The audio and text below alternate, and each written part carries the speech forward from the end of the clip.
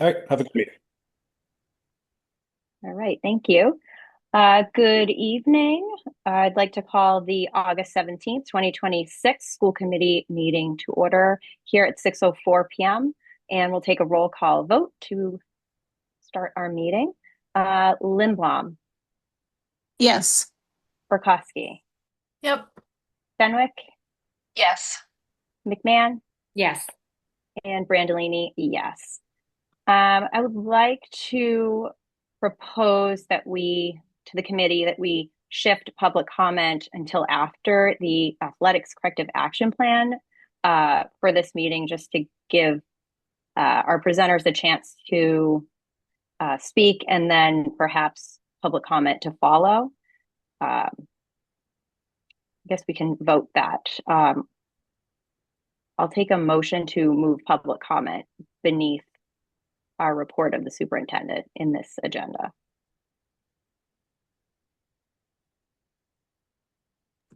I'll make a motion to move public comment to after the presentation. Okay, I'll thank you, second Janet. it. Okay, thank you, Carrie.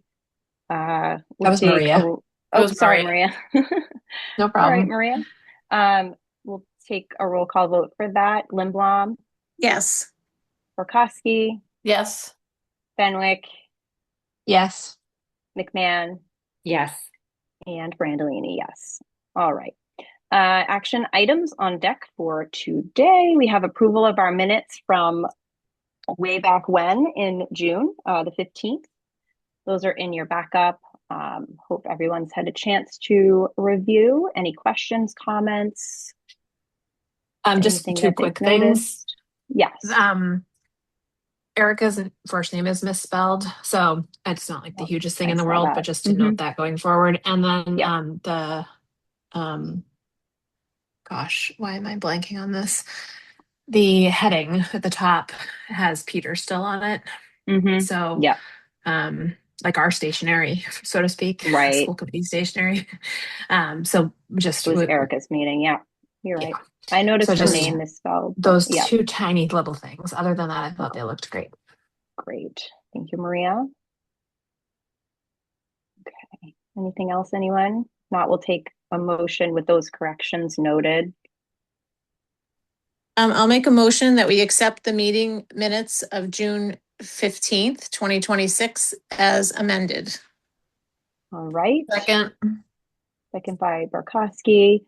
McMahon, Yes. Fenwick, Yes. Burkowski, Yes. Lindblom, Yes. Brandolini, yes. Okay, fantastic. All right. As part of our backup materials, also we have an approval for the Wampatuck Elementary School donation.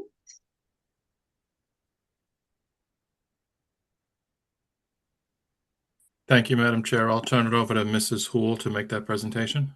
Thank you. Okay, hold on while I share.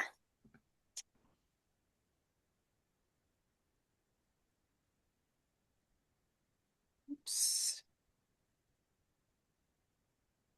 Okay, come here, you. I had it 2 seconds ago. There we go. Okay, can you see my screen now? Yeah. Yes. I see heads nodding. Okay. Wampatuck School has received the following donations from the community as listed. Anyone want me to read them or can everyone see them? I think we're good. Yeah. Okay.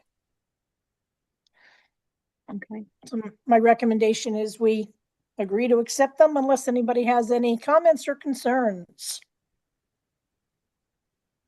I know Mrs. Reardon was on the screen if she wanted to say a word of thanks to the donators. With your permission, Madam Chair. Of course. Hi, can you hear me? Yes. Yes. Okay, this is Tracy Reardon, Principal at Wampatuck. This was a surprise donation for us, which we're super appreciative. Can I say the name of the person who donated? Richard Mhm. Bonanno. He came to the door one day back in early July and just had some donations he wanted us to share with teachers. So as you can see here, they're mostly materials that could be used in the classroom. So of course, we were super appreciative, very nice, very generous. And yes, we appreciate if we can accept this donation. Thank you. That's great. Thank you, Tracy. All right, so I'll take a motion to accept this kind donation for Wampatuck School. I'll make a motion that we accept the donation to Wampatuck School with great appreciation. Second. Okay, thank you. We have second, so roll call vote here. Fenwick, Yes. Barkowski, Yes. Lindblom, Yes. McMahon, Yes. and Brandolini, yes. Great, thank you. All right, back to you, Miss Hool. We have some more, some approval of surpluses at some of our other elementary schools. Correct. So these would be surplus items that the town periodically puts out to auction along with anything that they have. We had approved a couple of things back in the spring, and there's more. So from the Hatherley School, we have the following. Oops. Okay, I will not read them all to you. It consists entirely of a set of curriculum, okay, for third grade science. It's called Inspire. So it's texts, it's manuals, etc. So once they're declared surplus, they'll go on the list, they'll go to auction. To the best of my knowledge, used textbooks and such typically have no value at all. But I'll wait to hear for sure from the auctioneer. But prior to our disposal of them per policy, we do have them declared as surplus. And Madam Chair, just to provide a little more context, we've asked both all the elementary schools, but particularly Hathley and Cushing, as they prepare for the consolidation, to start, cleaning the closets. And so this is the beginning of that effort. Great. Well, it sounds like a wise plan. This stage of the game. Okay. All right. We'll take a motion on the surplus items from Hatherley, Jenkins, and Cushing. Okay, did you want me to go to put the others up as well? We can do them individually, I suppose, since that's how it's written on our agenda. We'll just follow one by one. So starting with Hatherley. I wanted to check. That's okay. Nope. Well, you can go one by one. So this was Hatherley, so we'll take a motion on Hatherley. I'll make a motion to accept approve the surplus for Hatherley School. Second. All righty. McMahon, Yes. Fenwick, Yes. Barkowski, Yes. Lindblom, Yes. Brandolini, yes. All right. We'll move to Jenkins. Okay. So the next one up, she did not list them all out individually. She simply put Inspire Science. It's the similar curriculum we just saw at Hatherley. They also have 150 little COVID, little tables back from the COVID years. And you can see a picture of them there. So again, in the interest of getting them out of the building, would like to see them declared surplus.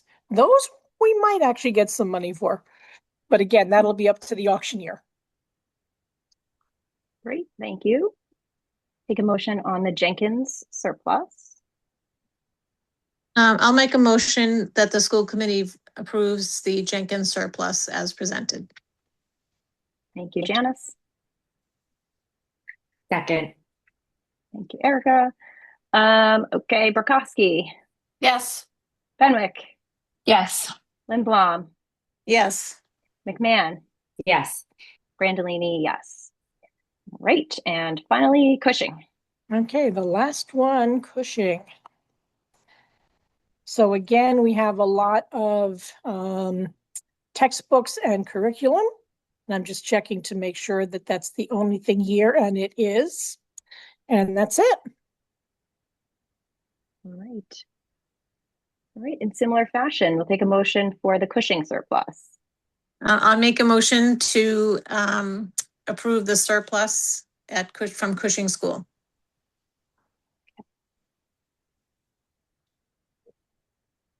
Second. All right, thank you. Fenwick, Yes. Burkowski, Yes. Lindblom, Yes. McMahon, Yes. and Brandolini, yes. All right, thank you, Ms. Houle, Okay, for all thank you. those items. All right, so up next on our agenda is our appointment of our school committee clerk. Dr. Rob, I'll turn it over to you. Thank you so much, Madam Chair, members of the committee. So you might remember back in June, we received the resignation of our school committee clerk. We spoke to Sarah Thurling, who's the executive assistant to the superintendent, and she has been willing to take it on for this year. So we're really excited to welcome Sarah as the school committee clerk. And she's excited to do it. I think it's going to work out really, really well. She already takes a look at our minutes. She does the archives for the school committee. She does a lot of work for the school committee already. And this will provide some continuity. It'll also provide us an opportunity to make sure that all of our documents in order and everything is working well. So I would ask the committee to approve her appointment this evening. Otherwise, she'll leave, and then I'm going to have to take notes myself, which wouldn't be very good. So I would appreciate a discussion and vote on her candidacy. And this would be for this 1 year. We're going to try it out. She'd like to try it out this year, and then we'll see how we're doing in the spring. Excellent, thank you. All right. Yeah, I mean, I think this makes good sense. And I know Nicole and I spoke a little bit about this in the summer, early summer. There are a lot of resources for someone in this position that Sarah could take advantage of as she kind of gets up to speed, but she's also coming in already with a lot of background knowledge about what we do. And so I think this, to me, makes a lot of sense, bringing what she has been doing with what we need her to do going forward together. That's my 2 cents. Thanks, Maria. Anyone else from the committee? Any discussion? No, I agree. It makes 100% sense. So. Mm-hmm. Do you need a motion, Nicole? I do. Yeah. Okay. Do you want to do it, Janice? If you want to do it, you can do this one. Okay. I move to, what is the verb here? Is it Approve, hire? appoint, Approve, appoint, approve appoint. the appointment of Sarah Thurling as our school committee clerk for the 2026-27 school year. I second that. All right, great. Thank you. We'll take a roll call vote. McMahon, Yes. Burkowski, Yes. Fenwick, Yes. Lindblom, Yes. Brandolini, yes. All right. Welcome Thank you, aboard, Claire. Sarah. We're happy to have you. Okay. Up next, we have our report of the superintendent. Dr. Rob is going to talk to us about the athletics corrective action plan. Thank you so much, Madam Chair, members of the committee. We're very pleased to present the corrective action report based on Mr. Granatino's review, which we presented back in June. While Mr. Payne is bringing up the presentation, I want to say a few words of introduction. The admin team has spent the last 2 months gathering information and preparing this report. More than simply a roadmap, this action plan allows for a new sense of belonging for our female athletes and will provide them a strong voice moving forward. I want to be the first to apologize to our female athletes and coaches and let them know that we are all committed to doing better. I think you're going to feel a no excuses attitude in this presentation, as well as an honest commitment to change. I'm joined this evening by Melissa Coster, our new C Director, who helped us make sure belonging and true empathy were part of this presentation. Ms. Irene Houle, Director of Business and Finance, who was instrumental in creating new budget pathways outlined in the report, as well as our analysis of last year's finances. Mr. Mark Loranger, Principal of Scituate High School, Mr. Christopher Alves, Assistant Athletic Director and Athletic Trainer, and Mr. Scott Payne, our Athletic Director. Mr. Lynch, our Assistant Superintendent, has been with us all along the way, helping with the presentation, and regrets that he couldn't be here this evening. I've asked Mr. Laranger, principal of Scituate High School, to say a few words of introduction, and then we'll turn it over to Mr. Payne, who will lead the presentation. The report unpacks the 11 areas that I outlined in my draft presentation in June, and the issues presented in the report require some short-term fixes and long-term systemic change. You'll see both reflected in tonight's presentation. My expectation is also that we'll be back in mid-season in the fall with an update and keep the committee and the community fully informed of our progress. And if I don't get to say it at the end of the presentation, I want to be clear that this is a working document. So if any member of the community or listening tonight has some comments or feedback that they want to give me, they're more than welcome to email those to me or to give me a call. And now I'd like to turn it over to Mr. Laranger to say a few words. Ms. Brandolini, we're going to leave Mr. Laranger to raise his hand because there are a couple marks. Okay. Sounds good. Mr. Laranger, if you are here, down the reaction, I need you to do that for me. Gotcha. Here we go.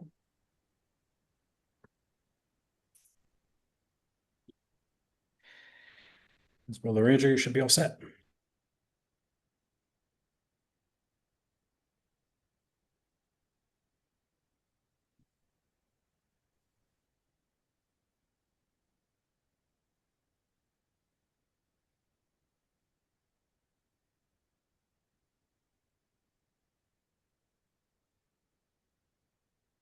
We can't hear him, unfortunately. So I think I can speak on his behalf and make it clear that his values reflect mine. Everything I just said in terms of wanting to make sure that we have short-term fixed as well as long-term systemic change, he echoes those concerns. So let's turn it over to Mr. Payne to begin the presentation, and then if Mr. Laranger is able to join us, he can certainly join us and add his comments later. Fair enough? Great. Yes, thank you. Good evening, everybody. Hi, and thank you for allowing us to present this evening. I think this meeting and presentation is critical to how we move forward and how we conduct athletics at Scituate High School. And I think through a lot of hard work and a lot of collaboration, we will get there. It's not something that's going to happen overnight. It's not something that one person is going to fix. It's going to take a team effort and a lot of hard work, but I can guarantee you that everyone is committed to get the ship righted and head in the right direction. Let me just scroll down on my slide here. Oh, come on.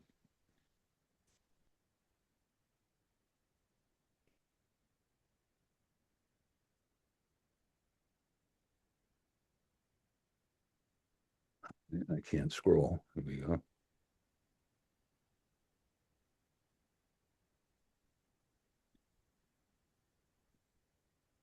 Seth, I'm frozen. I'm sorry, you're frozen? Yeah, I can't. I do see your mouse moving around. You want to just do right or left click, get off that? How's that? I see it moving. Went too far.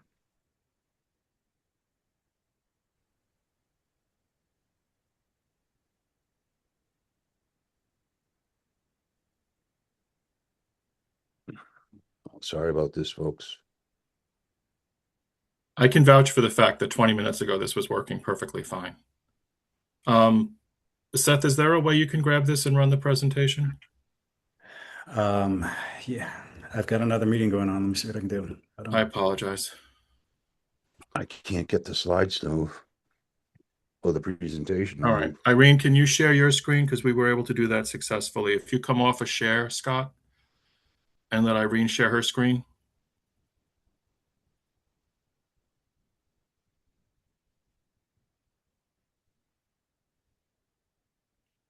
I can do it if you want me to.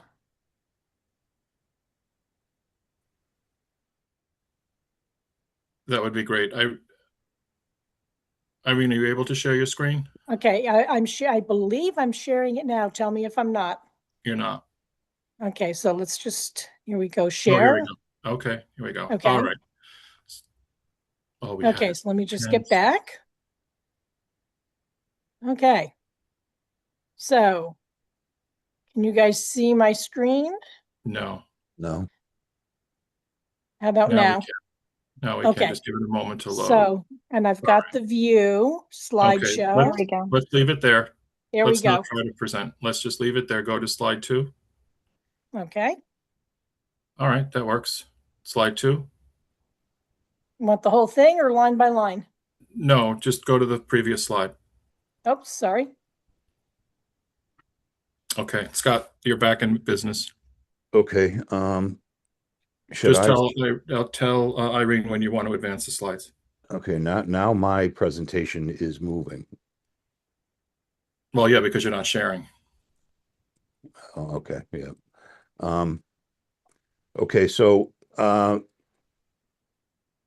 first slide here, my opening comments,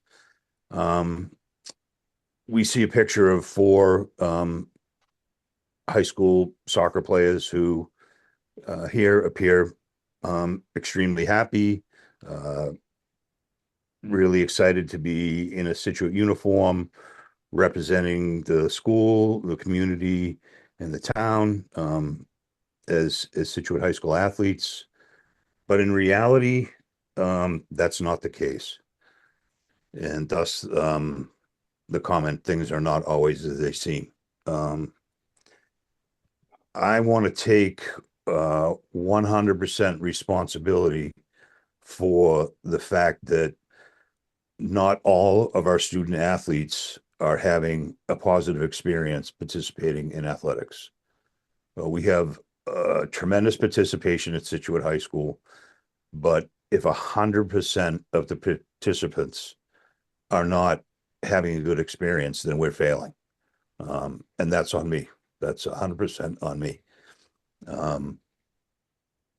We need to make sure that every one of our student athletes, regardless of gender, level of play,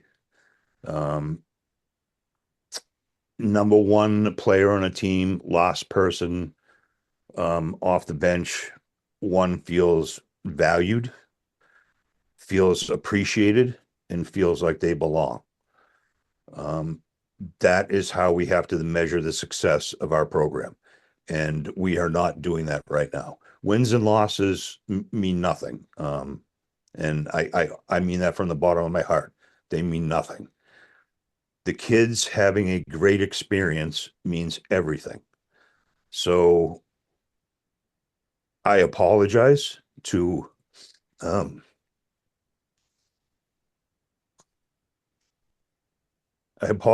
all the student athletes and coaches and whatnot that have not had the experience that they deserve and they should have.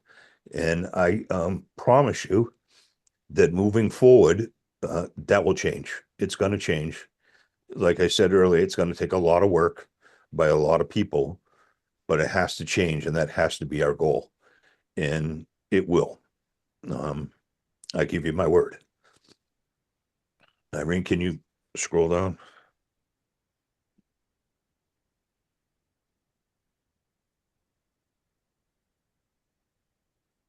Do you want me to go back, stay here for a minute? I keep looking at my screen and not yours. So, no, this is good. So, here are the 3 questions that are on the opening slide. Where are we? Not where we want to be. Where do we want to be? A very different place. And how do we get there? It's going to take a lot of hard work. And the bottom line is we have to change the culture. To have a successful program, the culture needs to change. And we will do that. Next slide, please. So there's a lot of links within the presentation that obviously we're not going to be able to click on all of them. But Irene, there are some that I'm definitely going to need you to click on, and I'll let you know when we get to that point. Okay. But number 1 in the corrective action plan was speaking of participation opportunities and expansion. And just a few of the bullet points under item one was publish and distribute a policy or procedures, and we currently do have that for adding a team. We followed those procedures when we added girls golf and boys volleyball. With both of those programs, they started as an unfunded program for the first 3 years, and then were rolled into the budget after the first 3 years. Girls golf was fortunate to receive a $5,000 grant from Mass Golf when they started, so that was a kind of a big boost to that program and a big help. But we have a very specific, plan in place for adding teams that, like I said, we did follow when we added these two teams. When we added volleyball, we did survey students at the high school and in the 8th grade at Gates to determine what the interest was and whatnot. And we continued to survey in case there may be sports that we need to look to add in the future. Realistically, we pretty much offer everything that the MIA offers as a sport. We don't have rugby, but honestly, with the amount of sports that we currently have in the spring, to be able to add a sport like rugby, I don't know if we could do it as a standalone program. It would probably have to be a cooperative type program with another school or two. There is a lot of interest in flag football for girls.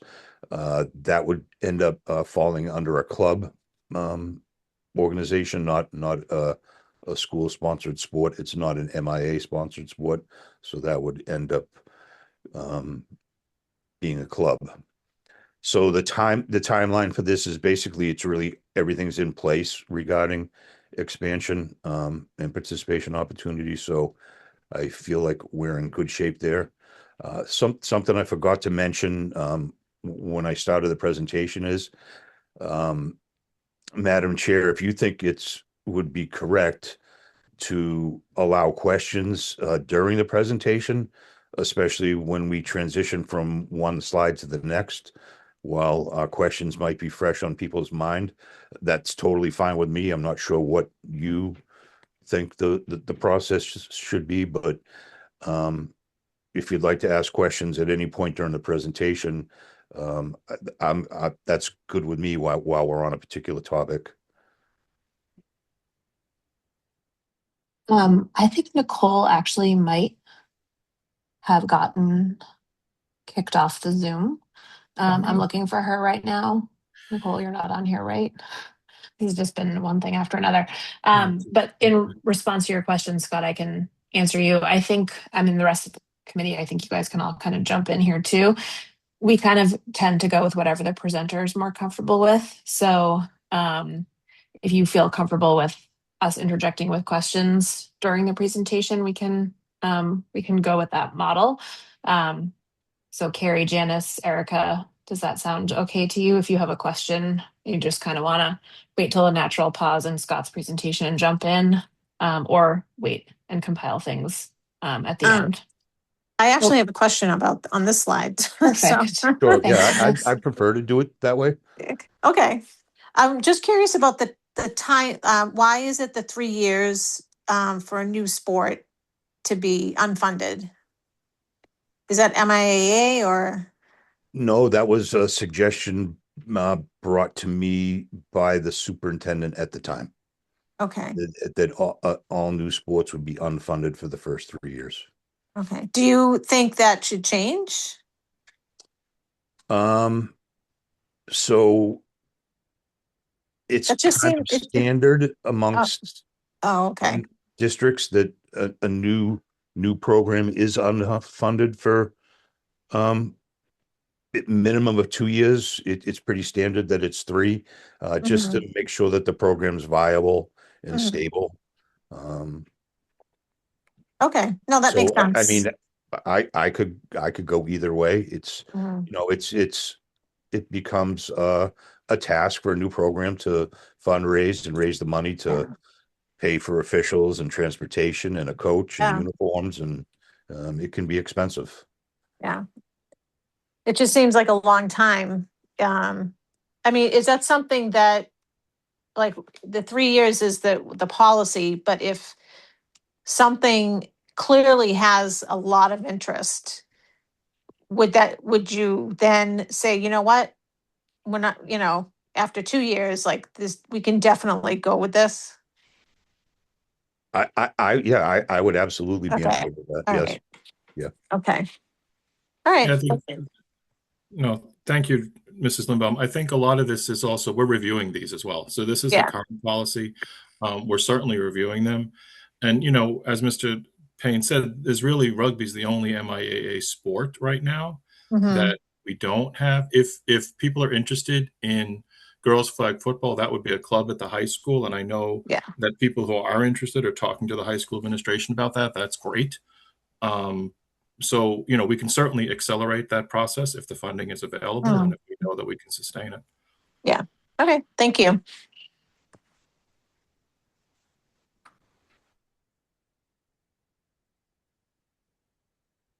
Anything else? Irene, could you move on to the next slide, please? Equivalent benefits regarding equipment and supplies. Honestly, I can tell you, I think that we do a very good job here.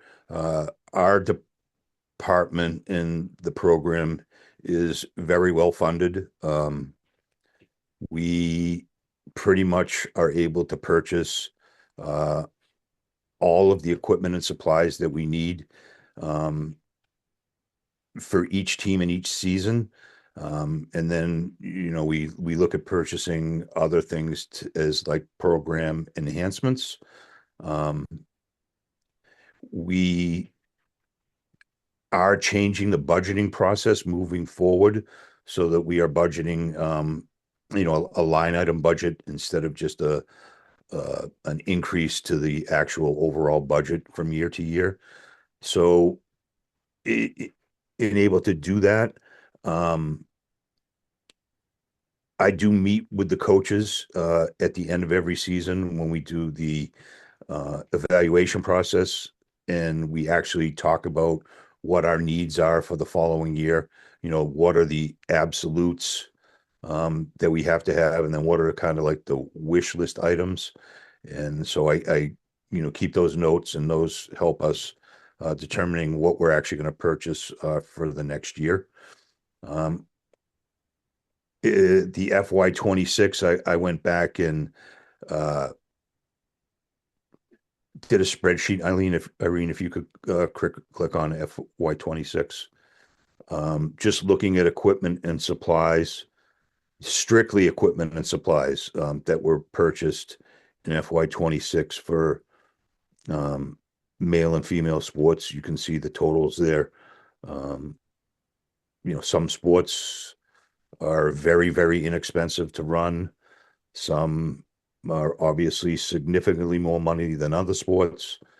If you look at football, for an example, just to put one player on the field with a helmet and a shoulder pads is $750 just for the shoulder pads and helmet per player.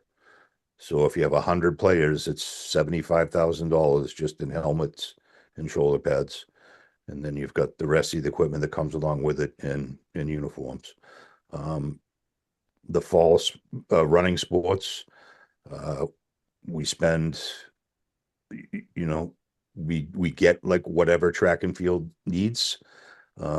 We have all the track and field equipment that we could possibly want. The uniforms are very inexpensive. We purchase singlets.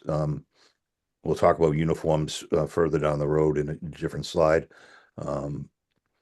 But as far as the needs for our programs, we're in very good shape. We actually do not rely on any boosters money whatsoever to fund our department, which is a good thing. The money that the boosters raises goes towards supplemental items for teams, warm-ups, year-end parties, awards, and things like that. Irene, you can close this, please. Scott, can I ask a question? This is the hard part about asking questions is I don't want to interrupt if you have more to say about this. I just have Oh, some no, questions that are interrupt at coming any up. time. It's fine. Yeah. Irene, can you go back to the slide? Perfect. Oh, I can. You want to go back here, right? no, to the slides is fine. Oops, okay, I'm sorry. That's Yep. okay. I guess so. I appreciate this, Scott. It's good to see the Excel sheet 'cause I know folks have been asking about this. I guess what I'm worried about is to say that we're doing well in this area feels a little misleading because while we might have a pot of money that's being allocated and the student athletes are getting what they need, what I am hearing and would love to hear from you and your team and maybe Tom even is we need to better understand the process of allocating this money. So not just like resituating the budget so that we're really seeing what are the needs this year, not based on last year. Because what I'm worried about, Scott, is what I hear from families and student athletes is it's sort of ad hoc. Like whoever gets the ear of a person gets a check to say a check box that says, yes, you'll get that money. And then somebody else, it's kind of like the squeaky wheel story, Scott. And I want to make sure that there is a process in place that is basing this on needs, right? Needs of the team, needs of the student athlete, and not just like whoever can sort of speak the loudest or get the attention or is the popular sport, sort of in the culture of the school. So I guess this isn't really a question, Scott, as much as I want you to comment on. There's also a culture around budgets and a culture around who should get what and a culture around, well, at least what I've heard about the reactions that student athletes and families get about asking for money depending on what sport they're associated with. So I'm just wondering, like, how have you thought about that? And if you have thought about it, like, what are you and Tom and others thinking about in terms of addressing those concerns? If that makes sense. And I apologize for rambling a No, little bit. no, it's fine. Um, it's a very interesting point because I'll be brutally honest. Um, since I have been the athletic director at Scituate High School, every program that has come to me, and maybe it's people not coming to me and asking me for things, but if that would be the case, then I don't know what it is, but what it is that program may need, but I don't know what any one particular program that we offer doesn't have everything that they need to function, um, and have a competitive, well-balanced program. I truly, it's not at all, whoever speaks the loudest or whoever comes first. Uh, and again, I wish there was a specific example of something that someone may have wanted for a program or whatnot that we did not provide, because I don't know what that would be.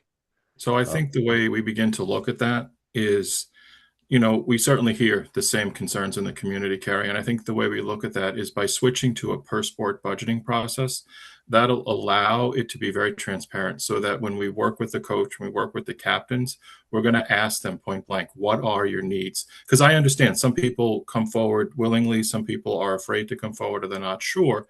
So I think part of the process of moving to a per sport budget, and whether we're certainly going to readjust it for 27, but much more importantly, as we work for FY 28, and we go into per sport budgeting, that will provide the forum to make sure there's the transparency all the way around so that this way people will see right in the budget, this is exactly what was allocated for that sport. And I think it'll help. And I think it'll help not only the perception, whether it's, real or perceived, it's a perception that's out there and we can handle that by a per sport budgeting, as well as making sure that we are reaching out to the captains and coaches as part of that process. And later on, you're going to hear a little bit more about Scott talking about some of the ways we're going to be reaching out to coaches and athletes in a very formal way. And I think the budgeting will be included in that as well. Yeah, and maybe that's a better way to say it, Tom, is like my expectation is when we go through a rigorous budget process, there shouldn't, except in rare occasions or if there's like a tournament or something big comes up for the team, teams really shouldn't be coming back asking for more money. Like once we've set the budgets and if we've set them well and in a need sort of way, they should have everything they need, right? So I think my what I have heard from teams and families is it feels like people are going in after the fact, after budgets are set, and that feels like well, that we know as a school committee now that just can't happen because all of that needs to come in front of us anyway. And so I just want to make sure we're righting the ship around that culture. I mean, certainly my expectation is that most teachers and elementary schools don't come back for more money once they've said this is the budget, unless there's a rare thing that happens. So I guess that's what I'm getting at, Tom. Understood. Thank you. One small, potentially related point I would make just when hearing the voiceover about this is one thing maybe think about too when we're looking at the cost of each sport is thinking about when we say like one sport might be more expensive than another sport, expensive for whom? Because I know for some sports, athletes have to buy their own things. For other sports, mostly everything is provided. And so sometimes the cost of a sport is inexpensive on the district side, but there's a cost for families and students. And so I just think also when thinking about this, like that's a piece of the puzzle also to be paying attention to is that sometimes there are kind of hidden costs associated with different sports. And I think it's just important to kind of remember that and have that perspective. No, I would thank you for, agree with that too. Sorry, Dr. Rob, go ahead. no, you go first. Oh, I was just going to say, I agree with that. I had sort of written down Mr. Payne's comment that no boosters money goes to running the program and or certain programs. But as a parent, I mean, that's not how it feels. It feels like we do a lot of providing on our end while the district covers maybe. So it would be really good to see a bit of a transparent process there. And I think to Carrie's point, this budgeting shift would be a way to do that, and to have some history on each sport would be great because it's very anecdotal in a sense that nobody comes and asks after the fact, or maybe some people do or do when that happens during the year, and how do we account for that and what are they asking for, and sort of having those records is really important.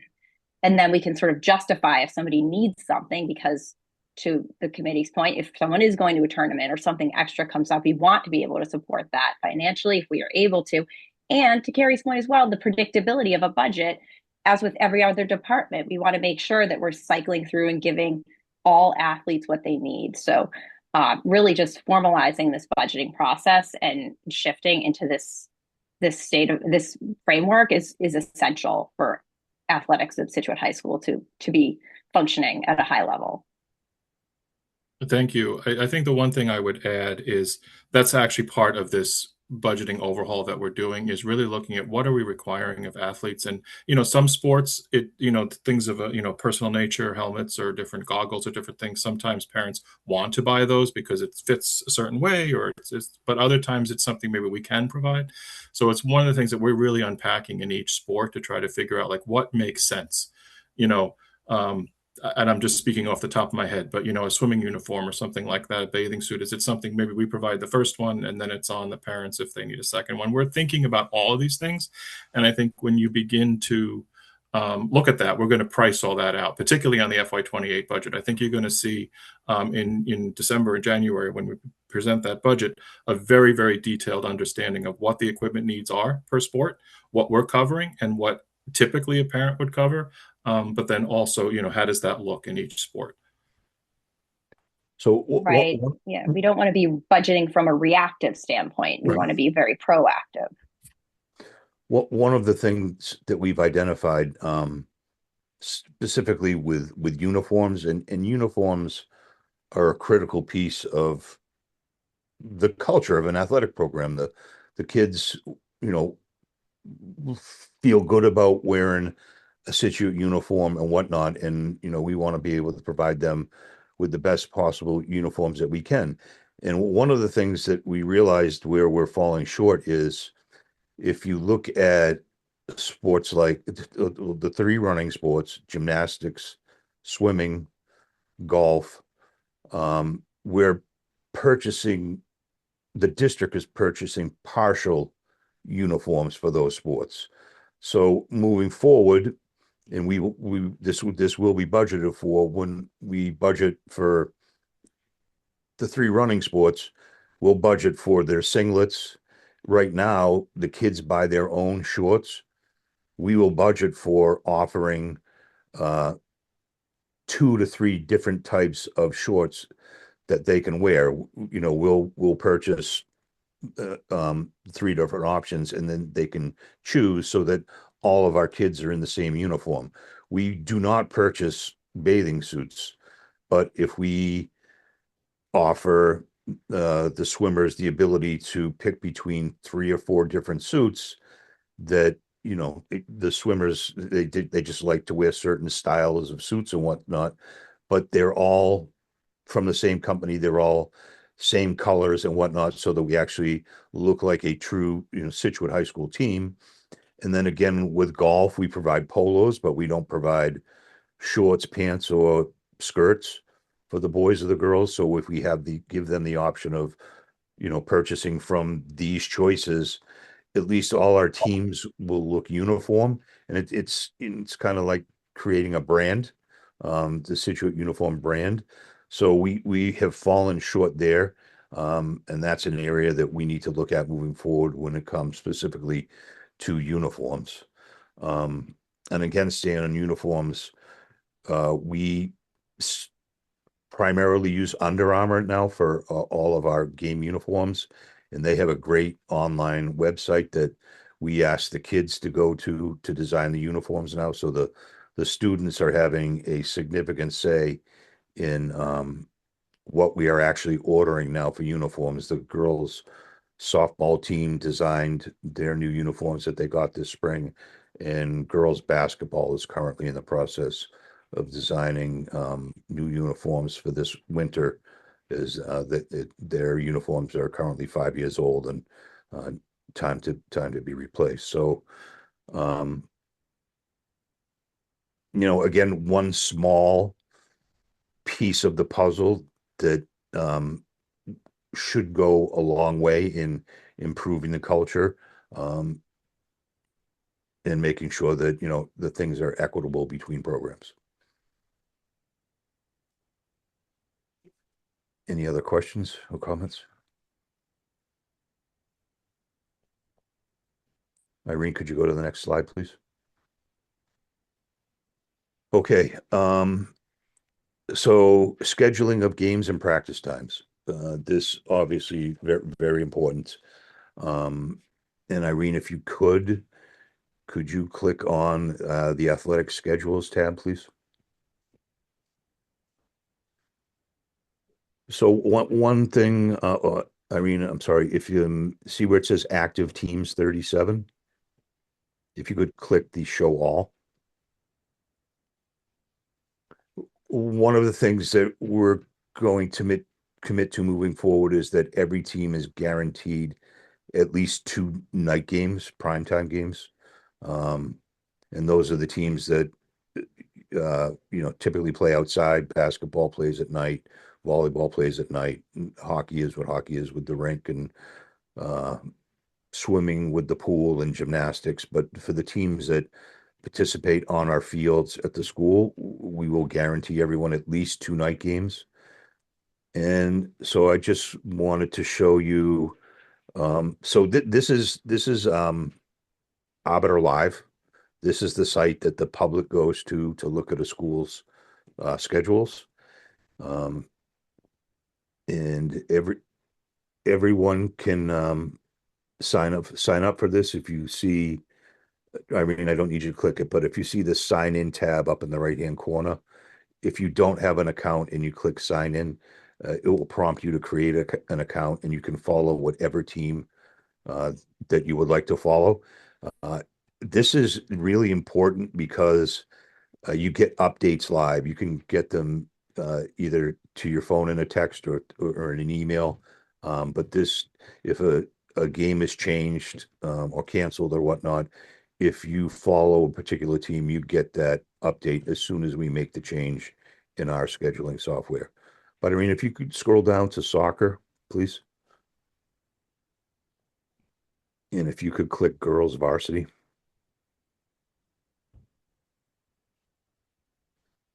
So this is this year's girls varsity soccer schedule. Um, as you can see, our record is 0-0. You see the first three events there, the Cohasset, Norwell, and East Bridgewater events. If you look across to the right under type, it says S. Those are scrimmages. So the girls have 3 scrimmages to start the season. And then you can just see the schedule as you move on down. And if you, Irene, could you click on Tuesday, October 13th, I think it is, with Hanover? If you could click on Hanover. So you see, if you click on the game, you see that this is a night game, 6 p.m. game at the high school. And it's also the breast cancer awareness game, which is noted under where it says girls varsity soccer. So girls soccer currently has 3 night games. Their opening game of the season versus Duxbury is a night game. This game with Hanover is their cancer awareness game. And then their last home game of the season is senior night. So those 3 games will be all night games. And we're actually looking to add a 4th and having it be a youth night where a youth group would play at halftime of a game. Irene, you can X out of this, please. Go back to teams, please. If you click on teams and show all. I just want to show you as the season goes on how that view changes. If you could go to if you go to golf and click girls varsity.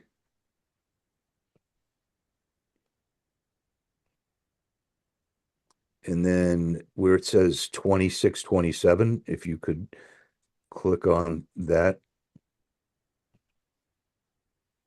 and hit 25, 26. So this shows you last year's girls golf schedule. And as you can see next to girls varsity golf, it lists their record. So as events are played, we post the scores for the events, and we just do it for varsity events. And so you can see the girls played 18 matches. They finished at 10-8. You can see the scores for their matches. And then, Irene, if you could just scroll down a little bit, please. At the end, after their last regular season match against Hingham, they qualified for the South Sectional Tournament, which was played at Foxborough Country Club.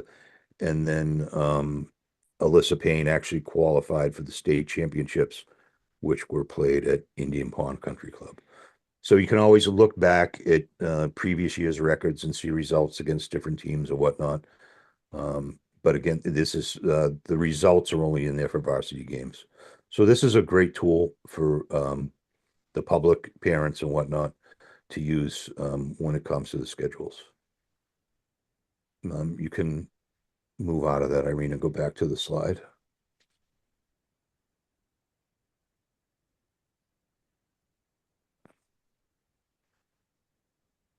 So moving on to practice times, we create a practice schedule. We usually do it 2 weeks in advance. I'm not going to pull that up. It's very confusing to look at, but the coaches are used to looking at it so that they understand it. We did have an issue with a male team encroaching on a female team's practice time, which created a problem. The reality of it was, and this is by no, I'm not saying this is an excuse, but the coach of the female team told the coach of the male team that they were going to wrap up. And if you want to come on and start warming up, I'm fine. Well, that was a conversation between coaches. That's not what the girls saw. All the girls saw was they were still practicing. They had a field till a designated time, and then a boys' team encroached the field on their practice time. And that's what they saw, and that was wrong. So we've made it very clear to all of the coaches that you have your scheduled practice time. You do not enter a space prior to the practice time, um, unless the other team has completely vacated the field. So that will not be an issue moving forward. Um, and we will monitor that, and we will make sure that that absolutely does not happen again. As far as when we have inclement weather, primarily this is for the spring season.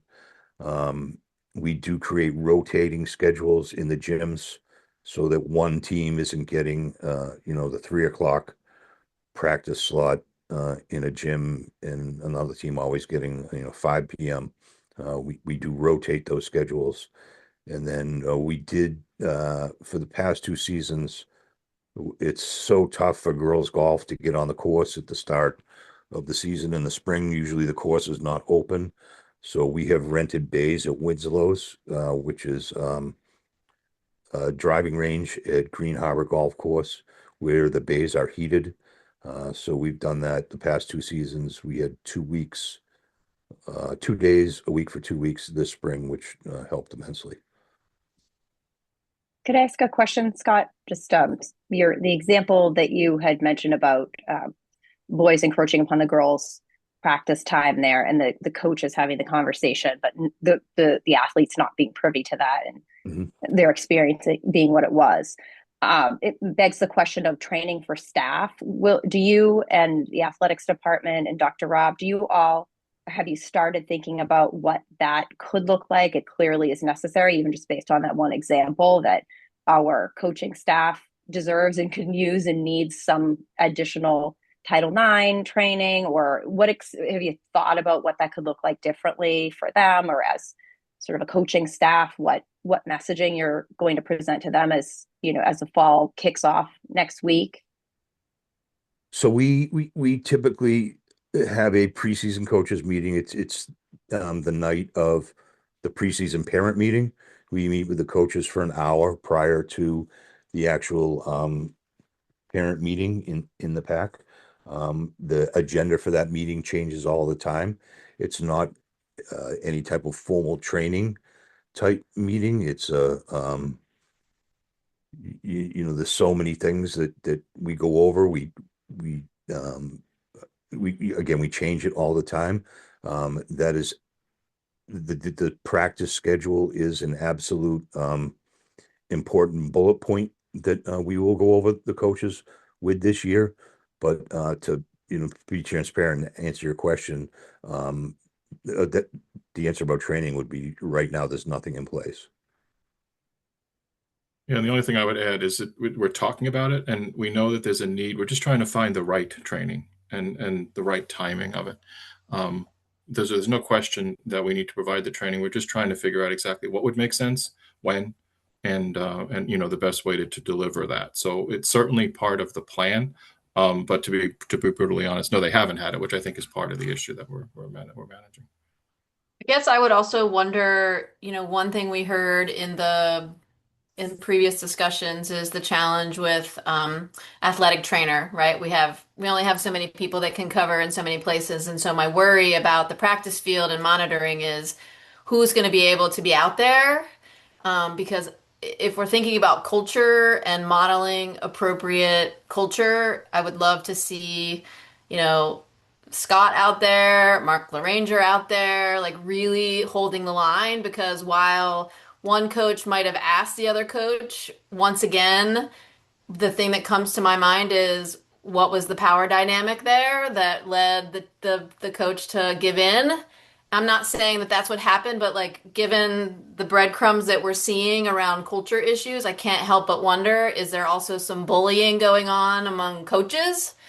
And so even if we don't know what the formal training could be, I am certain that we can figure out ways to model appropriate behavior and hold the line on these practice fields. And I just think when the people who are in these power positions, Tom, Scott, Mark, and others, if you are present, presence can be quite powerful when we're talking about belonging. If I was a female student athlete and I saw my superintendent out there saying, nope, this is girls field hockey or golf or whatever, I would feel a real sense of, my superintendent sees the value in my sport. And so I'm not saying you have any time to do that, Tom. I'm just saying, like, I don't want us just thinking about, like, what's the best, most appropriate training when we have people that could just be present and seen that could go a long way in starting to repair the culture that we're hearing about.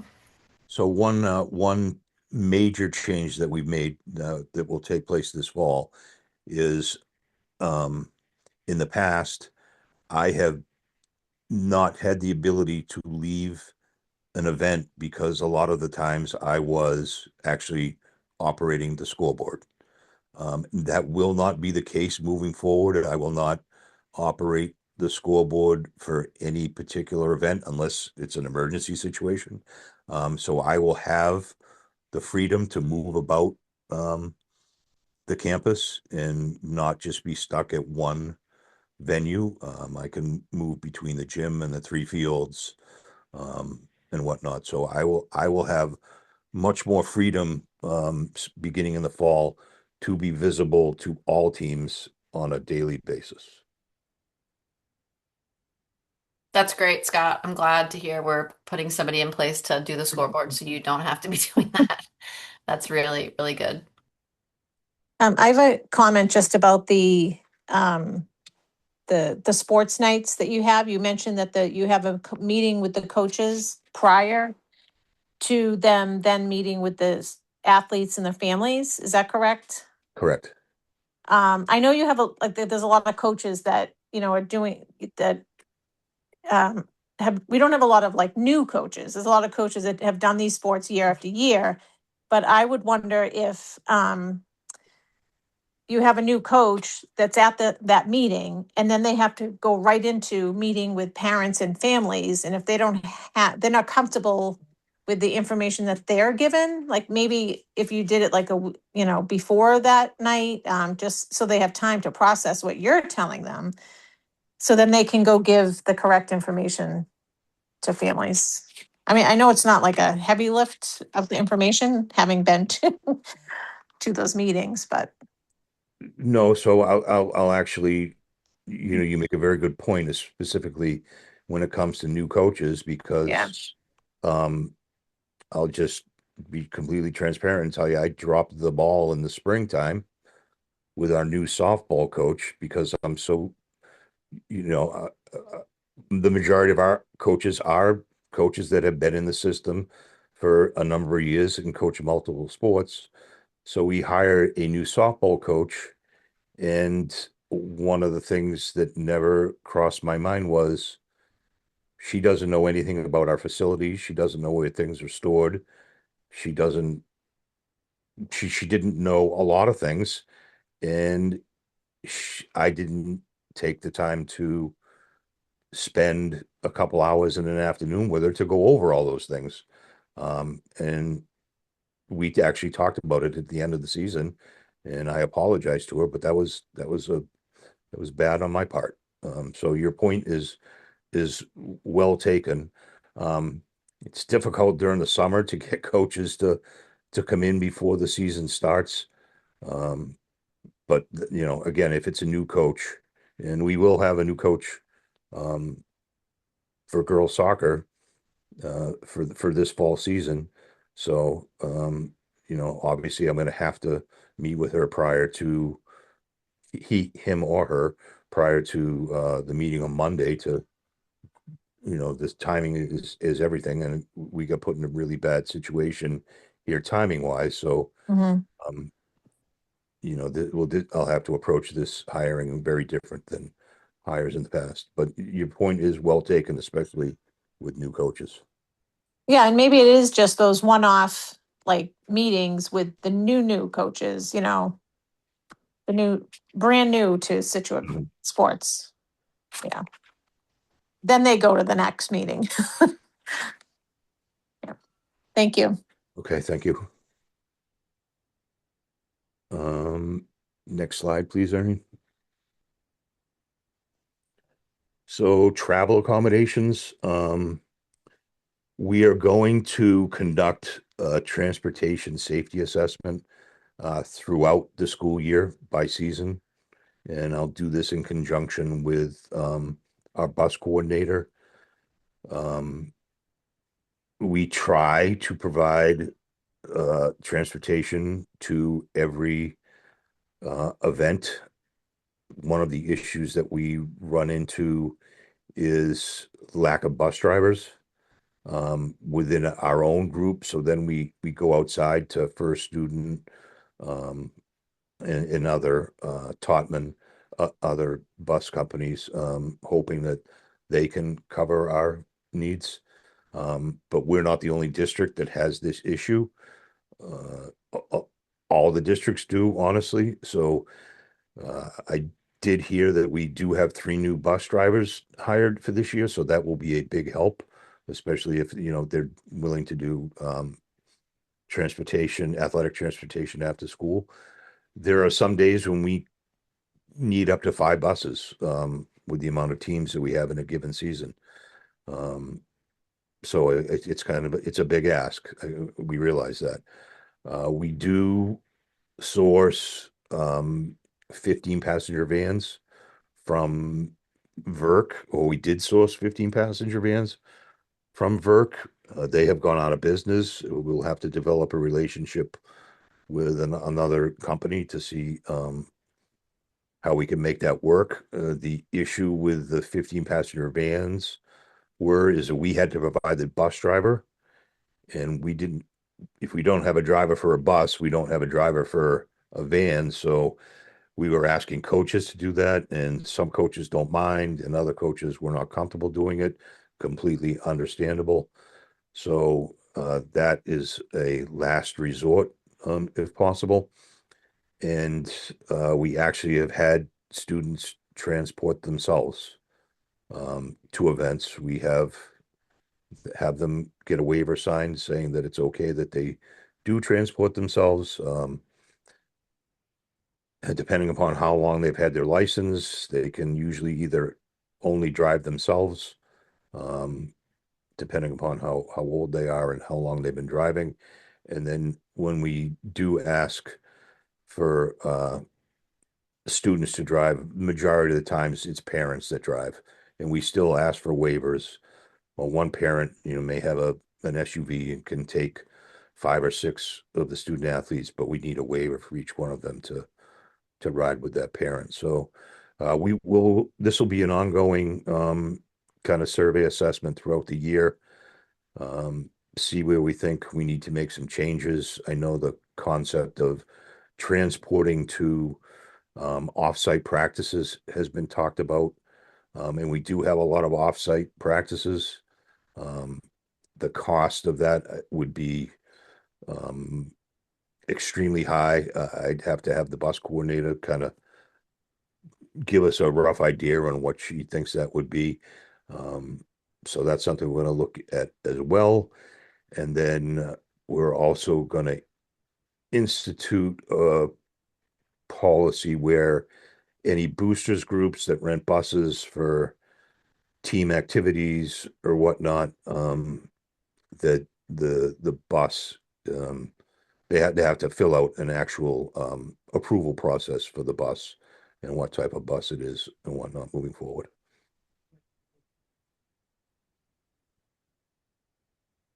Questions? I guess I mean, I feel like there's an elephant in the room. We all know there was a big mistake made with a bus that was used, and I know, Scott, we've talked about this. I'm wondering, along with the procedures you've just described, what's the sort of check on the bus we ordered is the bus that arrived, or the bus that we need is the bus that will come? Have you thought about how that will work, just to make sure we don't end up in that situation again? So I think how this is gonna have to work is when, let's say we're fortunate enough to go to a state championship game at any point during the year, and we're renting a bus. I need to have the information on the bus company, the contact information, and need to actually reach out to the company, speak to them, let them know what's acceptable, what's not acceptable. That's not a heavy lift at all by any means. It's simply a 10-minute phone call. But absolutely make sure that the bus that shows up is the bus that we believe that we're renting.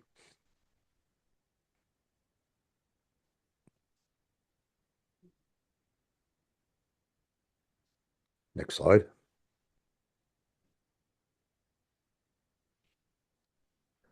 Okay, so coaching, hiring, evaluations, and stipends. Right now, we have a coach's handbook that was developed a number of years before I started. It's outdated.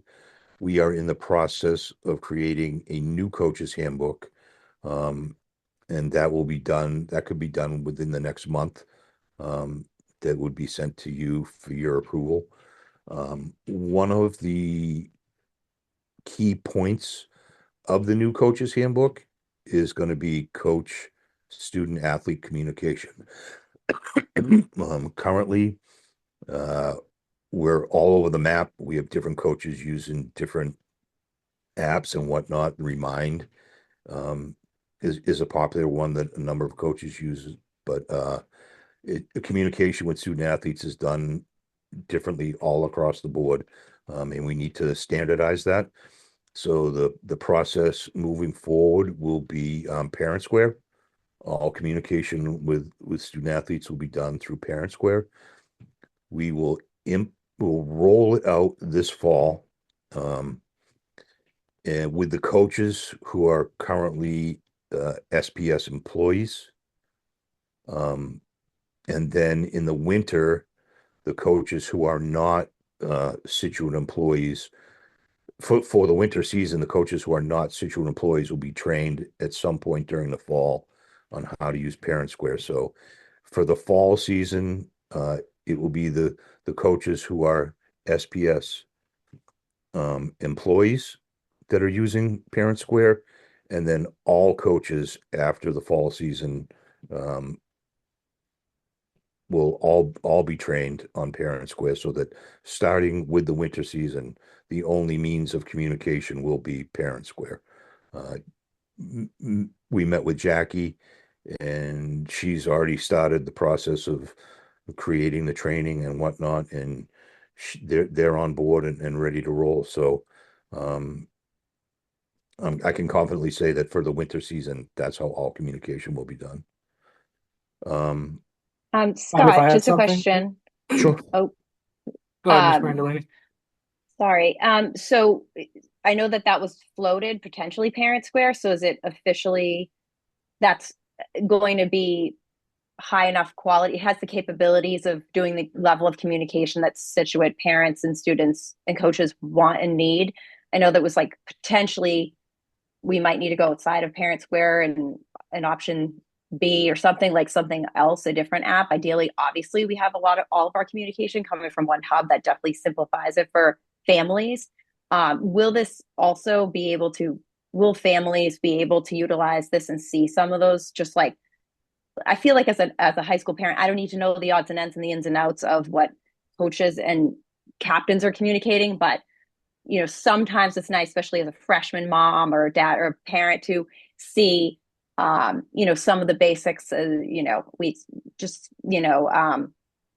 some of those kind of higher level communications that would be helpful, because some of us don't have students that are quite ready for that independence fully yet. So I am not an expert on Parent Square by any means, but Ryan has assured us Okay. that we can move forward with Parent Square. We did talk about making Remind the app that everyone used, but Parent Square bought Remind. Okay.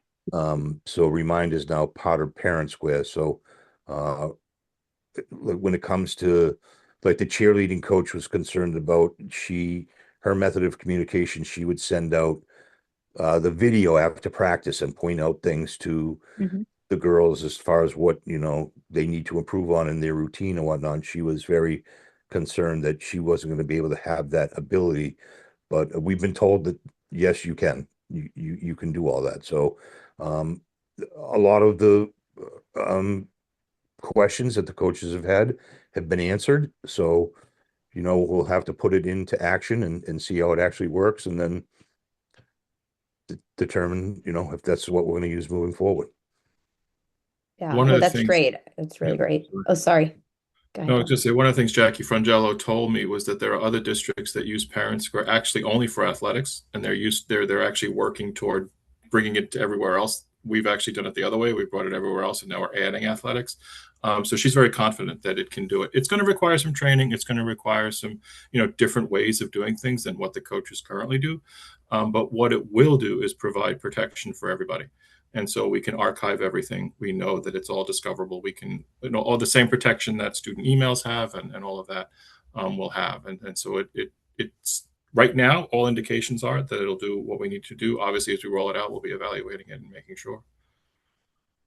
Mr. Payne, can I ask a question? Because I love some of the comments that you made just about bringing some consistency to the onboarding and ensuring that all of the coaches have similar understanding as they're developing their lay of the land. But as you're rebuilding the coach's handbook and thinking about expectations for coaches, could we, and you may already be thinking about this, but could we use this as an opportunity to embed equity very intentionally into coaching culture? Because I'm thinking about beyond Title IX compliance or logistics, coaches are just such a critical part of the adult culture of a school, and they have such enormous influence on how students experience belonging and value and inclusivity and all of those values that you mentioned earlier. So what might that look like?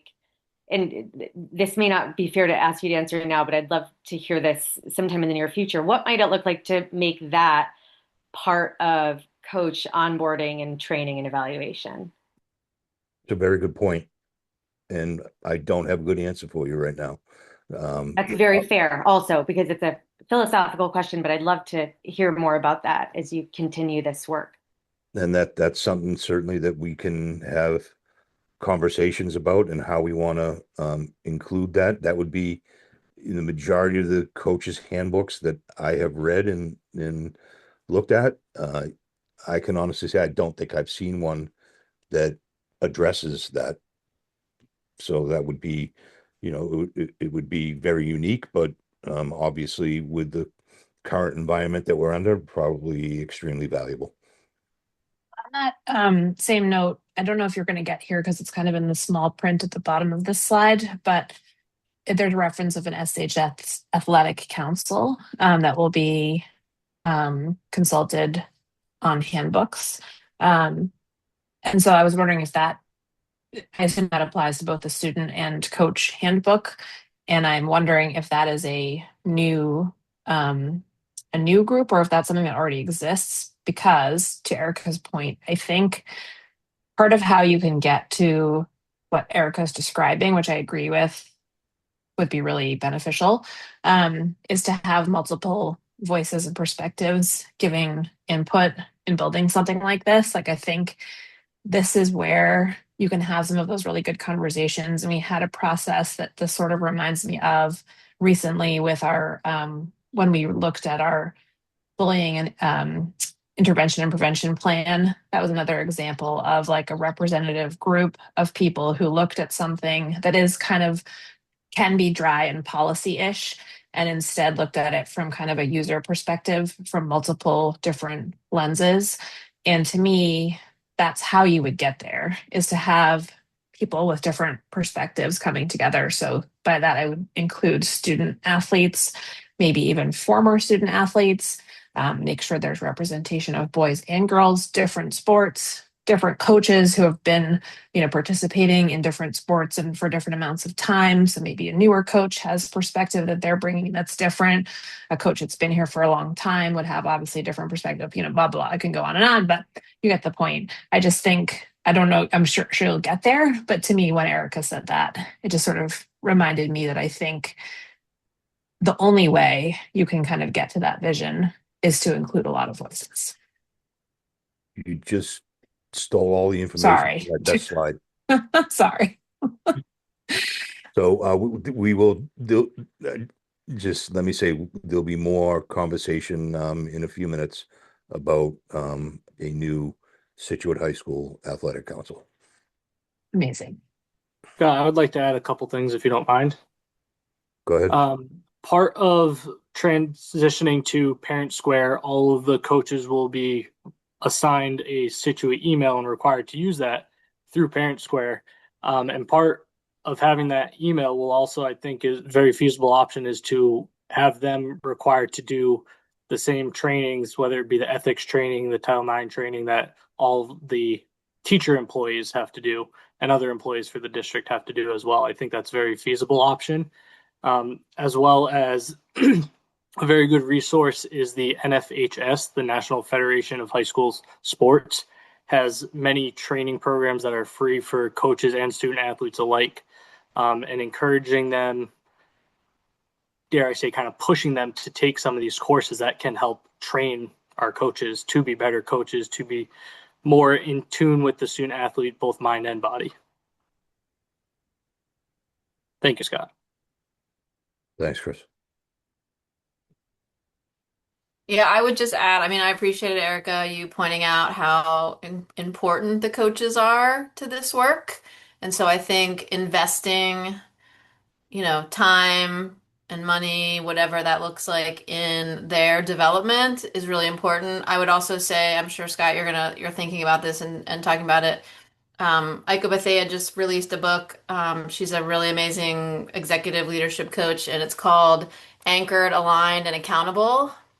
And that third pillar, accountable, like all of this great work that we're talking about, it's not going to have the power and impact that we want it to unless there's accountability. So this performance evaluation to me is one of the most critical parts of this. So for every slide you've put up here, I would, as a school committee member, like to see what are the accountability metrics. How do we know that someone's on the field during practice time? How do we know that the budget is being carried out the way we want? How do we know that the handbook is being read? Like all of those elements of accountability have to be wrapped in to anything we do. Otherwise, we're not going to be able to impact culture in the way we want. That's my opinion. So, I completely agree. yeah. I Okay. completely agree. That's why I said this isn't one person isn't gonna make all these changes. And if the group as a whole isn't on board, then that's gonna make it that much more difficult to achieve our goals and get where we want to be. So it's not going to be optional. If you're not on board, then you're not part of the plan. Pretty straightforward. But yeah, I agree with you.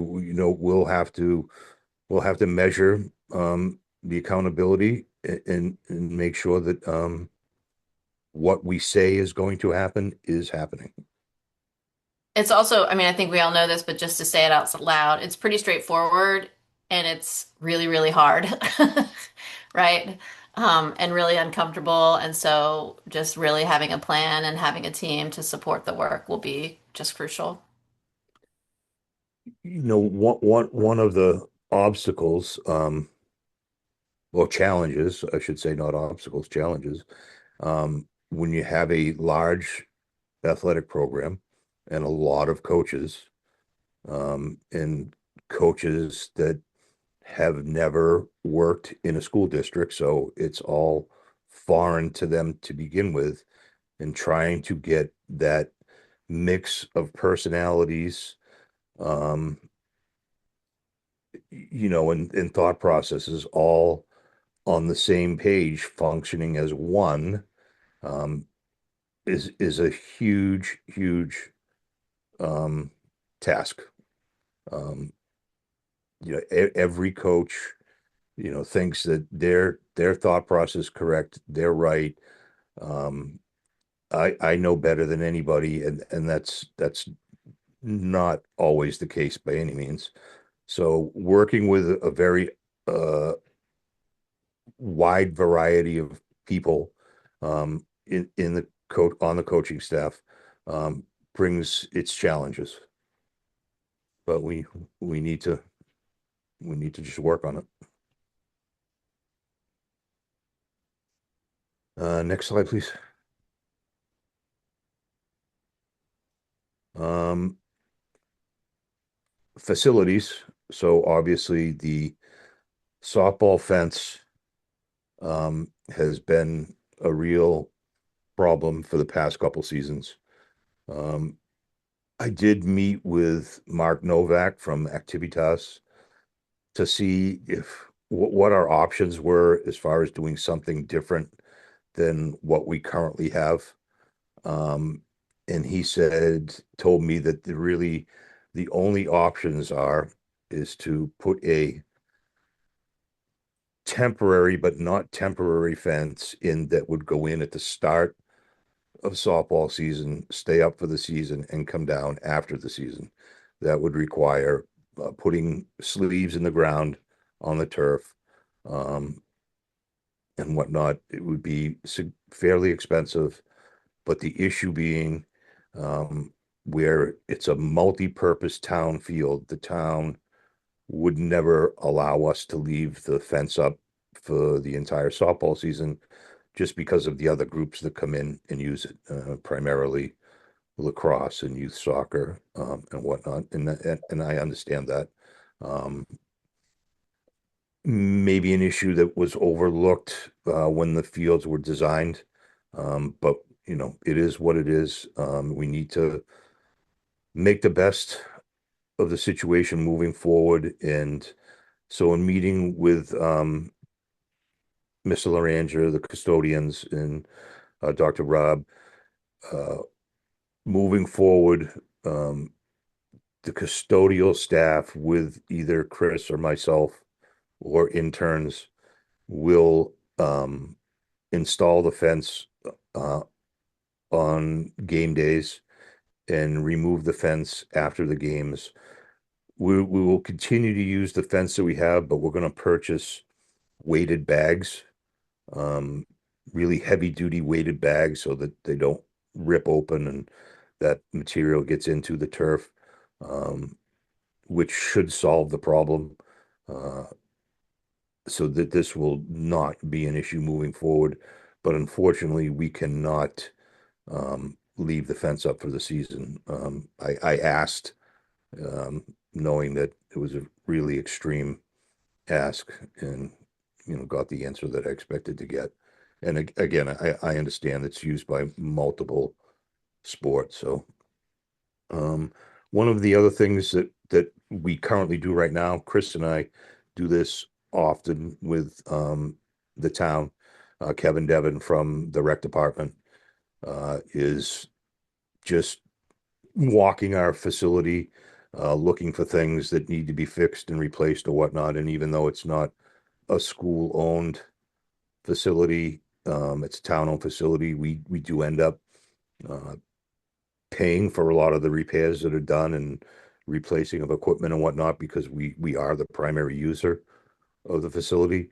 Um, Obviously, our facilities are second to none, and our student athletes are very fortunate that we do have the facilities that we have, and we just want to make sure that we maintain them, that they're kept up. Our indoor facilities are great too. The gym is older, but it's really nice and it's clean, and the custodians do a great job maintaining that. And our indoor locker rooms are beautiful now. People that come and see them, they're really the equivalent of to college locker rooms.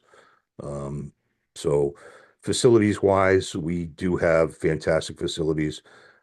They do get a tremendous amount of use, and we just need to make sure that we're maintaining them and we keep them in the best shape that we possibly can.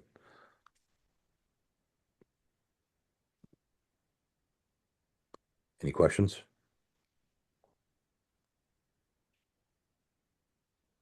Next slide, Irene, please. I am going to turn the presentation over to Chris for this slide. All right, thank you, Scott. So the next matter on the action plan was providing equitable medical and training facilities and services to all of our student athletes. Obviously, a lot more kind of down my path in my role as being the athletic trainer.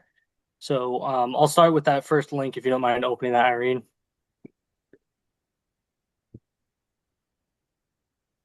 So I just created this, well, right now electronic copy, but copy of a procedures document to provide better clarity and transparency to our coaches and the student athletes regarding how the athletic training room operates. Previously, most of this information was simply hearsay with me meeting with each of the sports teams during one of their first practices of the season, telling them about who I am, what I do, what sort of services an athletic trainer can provide, where my office is, and when to find me there. So that all is now in kind of writing form of this document. This document will end up being posted and be included in the coach's handbook or as well as the student athlete handbook and potentially the general athletic handbook as well. But minimally for the coaches to be aware in their handbook as well. Because very often I have coaches reaching out on behalf of the student athletes to know where to find me and when. So hopefully getting a little bit more transparency and having this communicated a little bit more publicly in different locations will be a lot better, especially with posting it on the wall outside of the athletic training room. As you can see there, besides, actually, Irene, if you don't mind scrolling back up a little bit, I'll describe a little bit of the detail regarding how an afternoon kind of works. And being the sole athletic trainer, the sole medical provider for student athletes in the afternoon, I get slammed very quickly with a lot of student athletes. The majority of events, whether it be practices or games, most, if not all, practices are starting at 3 o'clock. Most games are starting by 4 o'clock. So you can see in that first bullet point how I prioritize treating the student athletes in what order they may be. Most of the time, I'm allowing student athletes that have an away game, if they have a 3 o'clock bus, right, or even 2:50 right after school, I'm allowing them to essentially, quote unquote, skip the line to get taped before they get on the bus. If I am not able to, for whatever reason that may be, I do turn some away, but I also make sure that I communicate to the school they're going to, because we are fortunate enough that every school in our league has an athletic trainer. So I'll reach out to that athletic trainer and be like, hey, I have the student athlete. I couldn't get taped before the bus. They're on their way to you. The team has a med kit with the necessary supplies. I hope you don't mind. Sorry for any inconvenience. I send that message out. And I communicate that to coaches as well. If a bus is leaving early during the day for whatever reason, whether it be a tournament game or something, or maybe just the length of the trip they have, if for some reason I am not able to see those student athletes before catching a bus, I'm reaching out to the school they go to. And as you can see there, the last component that I put there is potentially anyone that just has a practice going on, or if they simply don't have an event that day. They unfortunately kind of take a little bit of the last priority because I want to make sure that the student athletes that are competing are ready for competition. I find it to be a lot more reasonable for a student athlete to miss some of their practice time because they have to be seen by me for whether it be tape or an evaluation, particularly the evaluation aspect. If they need time because something's bothering them, then rightfully so, maybe they shouldn't be out at practice regardless before they're evaluated for that. All right, if you can scroll down a little bit for me, Irene.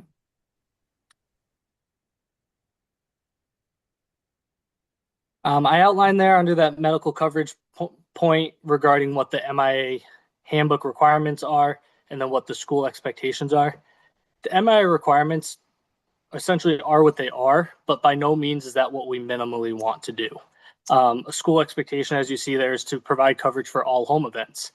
and then being able to potentially travel for any postseason competitions in the tournament if I am able to. With that being said, you can see that example schedule on the bottom is indeed what Friday, October 16th looks like. A lot going on, but it's also a bit spread out. So you can see there scheduled treatment times for when student athletes can expect to see me for any tapings before their competitions or their practices or before catching the bus, as well as going into the coverage. A little explanation there regarding under coverage where it's available in quotations is just the fact that I'm around, I'm on campus. And during the fall and spring seasons, with so many fields being utilized, we invested a few years ago now in two-way radio systems. So each field has a radio. I have a radio, and usually Mr. Payne has a radio, so they can reach me quickly on a radio, because if my eyes and hands are working with taping a student athlete or performing an evaluation, my cell phone isn't always the best way to reach me. So that's why we invested in the radio, because I know I'll hear that. It'll be right on my hip or on my desk in my office, and I can go out to a field if necessary. Varsity football specifically on a Friday, you can see that I'm traveling because it's an away event. That is outlined under the MIA requirements that medical coverage will be on both sidelines for varsity football. And then a couple rows down, you see two events for JV field hockey and varsity volleyball. Because I will be off campus, we will provide per diem coverage, hiring an outside source, whether it be a per diem athletic trainer, hopefully if possible. Sometimes they're a challenge to come by. If not, the fire department has stepped in on multiple occasions to provide an EMT or paramedic to provide medical coverage for our events going on. Any questions on this procedure document or anything else pertaining to the policy or procedures that I have as the athletic trainer? Well, Chris, I can guess the reasons for the question I'm going to ask, but what I've heard tonight is we're a big, huge, successful athletic program with lots of student athletes, lots of travel, lots of tournaments. And what I'm struggling with is if our budget is a values-based budget and we're caring about our students and their health and well-being, how is it possible that our district only has an athletic trainer who is also the assistant AD? And given everything that's going on and what Scott has on his plate, that boggles the mind. I mean, I'm guessing it's financial. I mean, everything is financial right now, but I think, Tom, as we think into the future, this is something when we talk about budgets, I don't understand why folks haven't said, here are the numbers, here is the game schedule, and this is actually something that is paramount to a successful high school program. Like, Scott, I feel like you should have been at our meetings begging us for an athletic trainer that's separate and apart from an assistant AD. That's just my opinion as an outsider, just everything that I'm hearing, because it just worries me that, when we're talking about the health and well-being and concussions, and it's not just football that have concussions. I mean, we know field hockey, lacrosse, ice hockey, So anyway, I'll be quiet now, but I just think we should make that a priority, Tom, at some point in our budget. No, thank I thank you for that comment. Tom has brought that up. I can't recall if it's on a upcoming slide, but it's been a conversation I've had with Scott. It's been a conversation I've had with Dr. Rob, that it is something that we are going to look into, because for me to have the split role, which kind of has a timeline ending when I have to cover athletics, I can no longer be in the role of the assistant athletic director. It does make things difficult at times. And it is hopefully a change that we will be seeing soon. Thank you.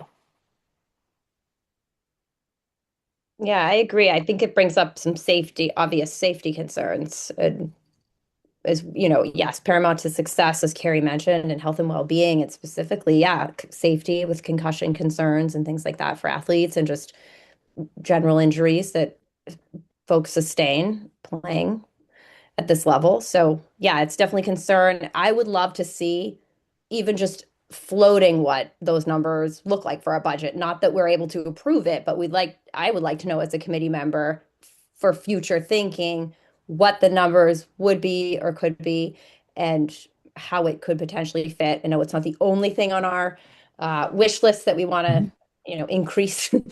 But this is definitely it's a compelling argument, I suppose, for further investment in this area of athletics. Thank you. Heard.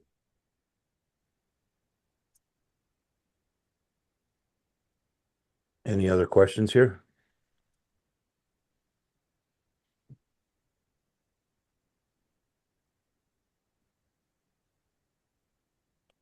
Carrie, just a comment on your comment. Chris and I have had many in-depth conversations about this, about what it could look like moving forward.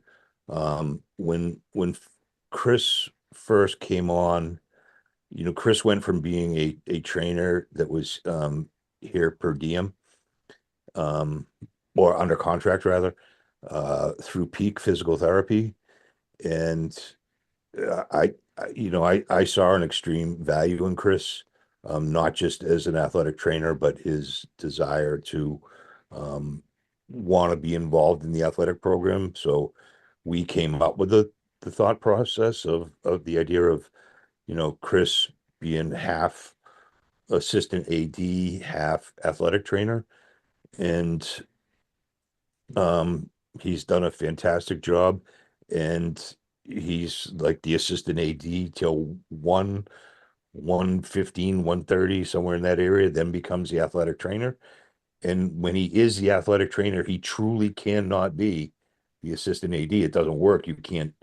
Once you're the athletic trainer, you're the athletic trainer. That's it. Nothing else is optional. He can be the assistant AD and a trainer, but the opposite doesn't work. And the value and the role of an athletic trainer is vital, especially in today's world. And Carrie, you said it's not just football. You see, I honestly think that in reality, Chris, correct me if I'm wrong, but there's more concussions in soccer than there are in football. Yes. Soccer's contact sport. I don't care what anybody says, and they don't have helmets on. So that is something that we can continue to discuss and try to figure out, how we maybe or potentially make that happen down the road. Yeah, and I mean, if you look at some of the statistics, due to the fact that football, ice hockey have protective equipment, even though the helmets are vastly different, football compared to hockey, the overruling sport indeed is across the nation is soccer, and actually second to that is cheerleading regarding most concussions. And it actually speaks towards a little component of the other bullet points in this slide, where we're in communication with an individual who's been doing some strength and conditioning for our student athletes to help improve, obviously, their skill level and competition level. But I think having him on board, some of the things that he and I have communicated with regarding some of the ways that you can actually strengthen the body to help reduce or even prevent concussions, adds another component, or adds another level to us being a potentially par none athletic program in the state. Scott, do you want to speak more on the next bullet points if we are ready to proceed? I think we can actually move to the next slide. Huh?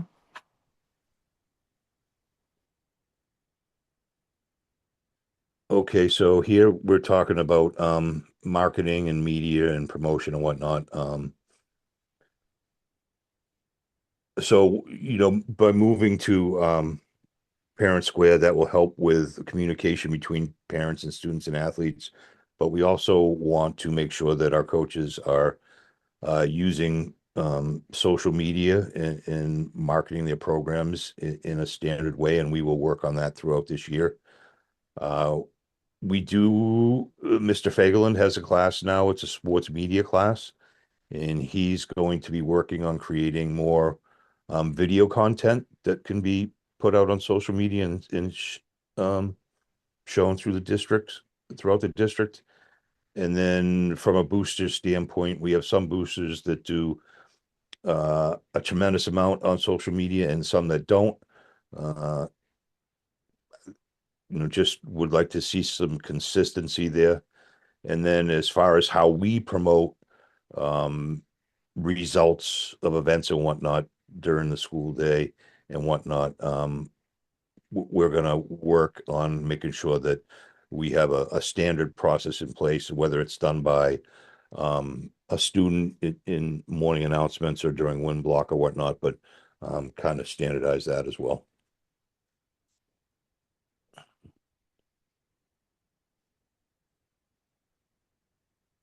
Next slide, please, Erin.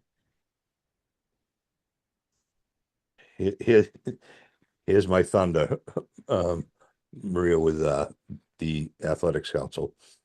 So support services and whatnot. I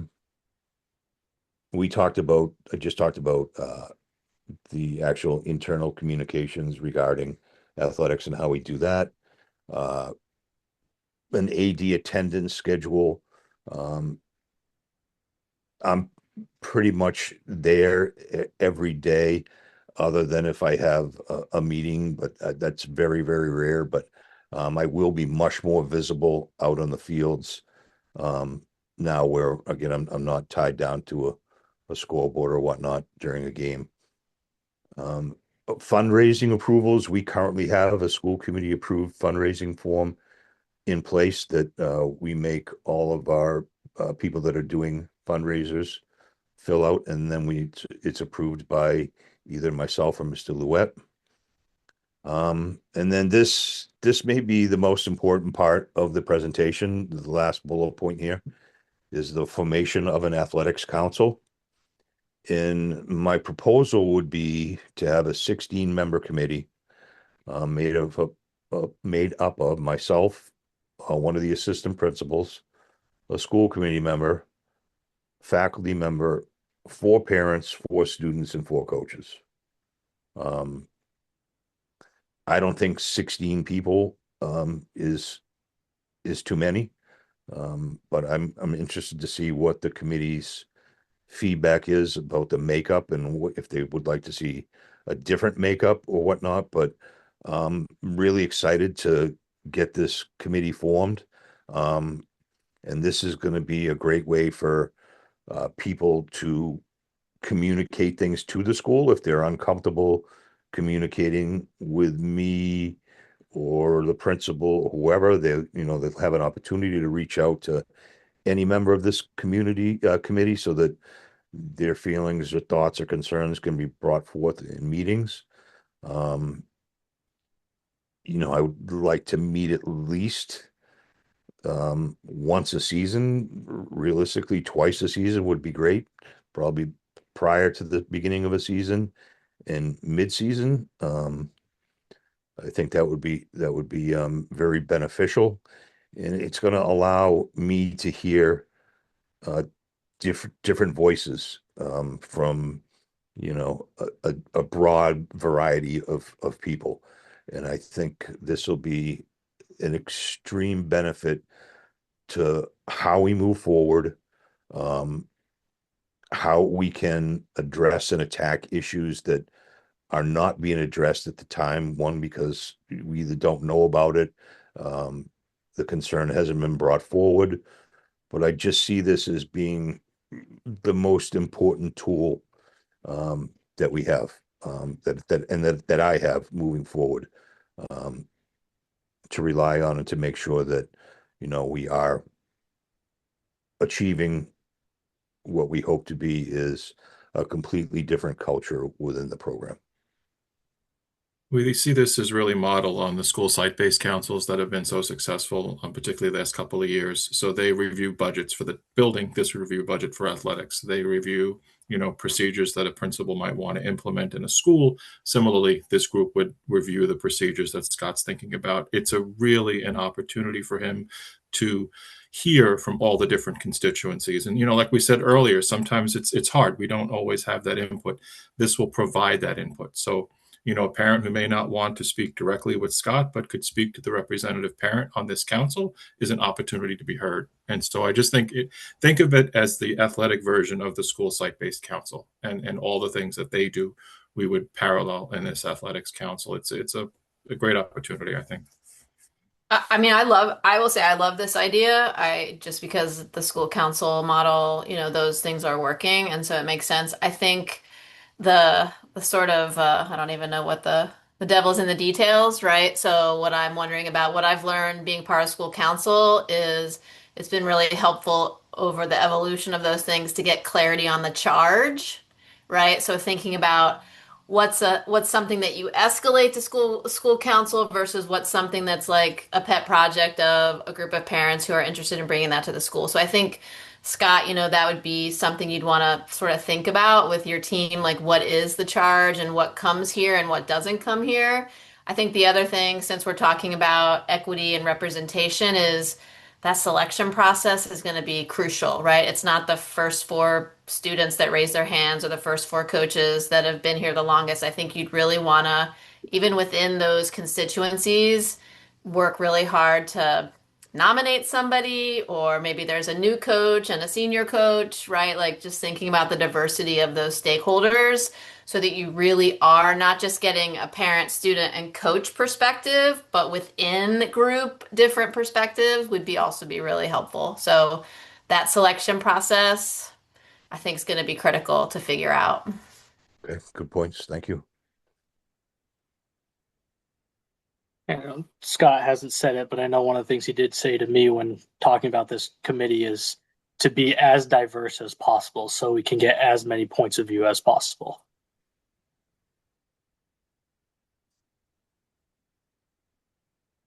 Any other questions here? Next slide, please. The budgeting piece, we've already talked about. I realize that this has taken an incredible amount of time. So Irene has developed new budget sheets for moving forward, which will be very helpful. I think an important point here is something we've talked about, which we may implement moving forward, is for the programs that don't have booster groups. We're talking about taking a portion of our gate receipts from a given season, taking them, setting them aside into an account where it could act as a fundraising mechanism for programs that don't have a booster groups that may be looking for something outside of what we would have budgeted for or bought, or here's an example of what was discussed earlier, that if something came up after the budget's set and it's mid-year, we would have a mechanism in place to fund something like that. So actually, this is Dr. Rob's idea, and I think it's a good one. And I think it would be a great idea to do that moving forward. And then this year,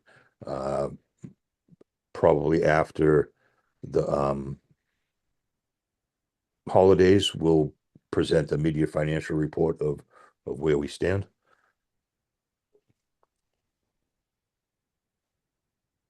Any questions here?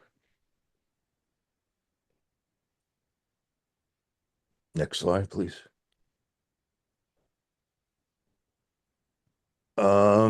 Administrative compliance, referring to policies, procedures, and boosters. Dr. Rob is working now with our boosters groups to kind of reel them in and get them under control and make sure that everything that we do is not that they're doing anything out of control. I misspoke there. I shouldn't have said that. They're doing things out of control, but more so that a better connection between the school and the boosters group, so we know what's happening.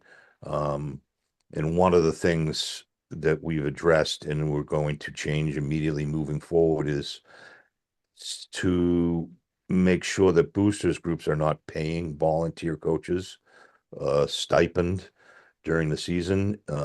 If they have been or would like to, they will actually donate that money to the school, and the school will pay the coaches and make sure that the proper taxes are withheld and whatnot. And that just that keeps everything transparent, protects the volunteers and the boosters groups, and it will be done, in the proper way.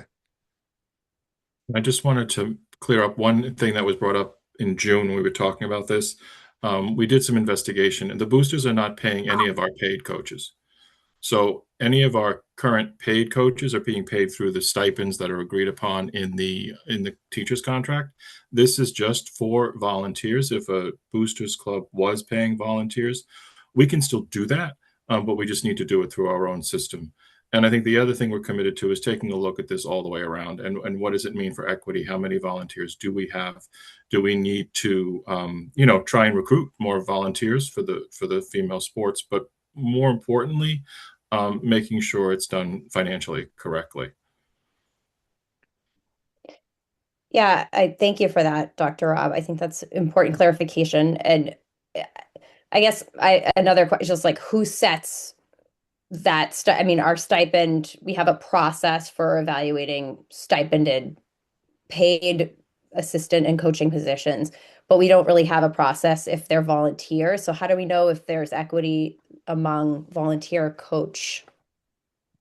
Since we're as parents being asked to raise money through boosters, and that money has historically been used to pay these volunteer coaches, who's setting sort of what that stipend for those volunteers is depending on the sport? So it's just really needs to be done more transparently. I think we need to actually determine what boosters groups are paying coaches and what those amounts are, and then take the information that we have and kind of develop a policy as to what a volunteer coach should or could be paid moving forward.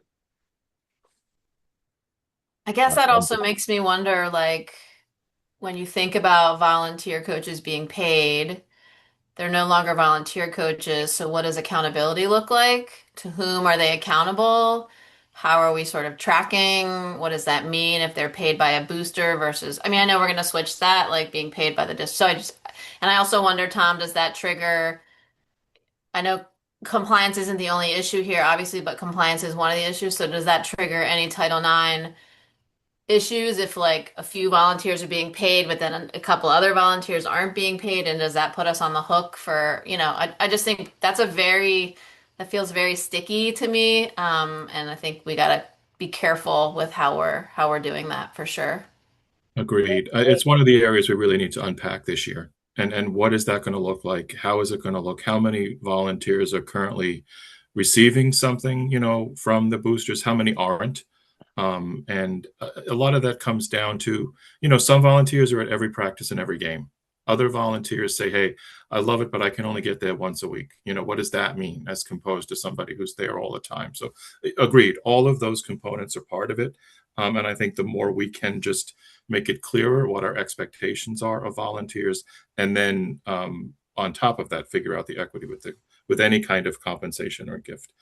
I will say that we did learn that the volunteers that are getting paid, it's maybe $1,000, $1,200, $1,500. It's not like they're getting paid tons. It's more an issue of equity and making sure that we are clear about what those expectations are on their behalf. Well, and also, Tom, I think it's connected to the conversation, at least for me, about the athletic director and the AD. Like, if there is a sport or sports that think they need additional stipend coaches, then let's just call the spade and stop paying a volunteer coach. Like, let's actually make the case at budget that for this reason, we actually need more than one stipend, not a paid volunteer. And then that sort of gets rid of the muddiness of paying a volunteer coach. Understood. Thank you. Agreed. And just so I can sleep tonight, I'm assuming these are volunteers. They're folks that are volunteers through Scituate Public Schools, thus undergoing the Corey check process, things like that. Yes. Just Yes, all volunteer coaches to do the same application process that a paid coach does. Great. I assumed, but I never want to assume, obviously. That and the even the piece that sort of to Erica's point earlier about the training and becoming sort of more just knowledgeable about equity and having our eyes wide open and things like that. We want to include, there's just no way to do this without, I mean, sort of the oxymoron of paid volunteer sort of situation. So yeah, I'm on board with whatever we need to do to solidify that more formally for those assistant volunteer coaches. Okay. I believe we're at the last slide. I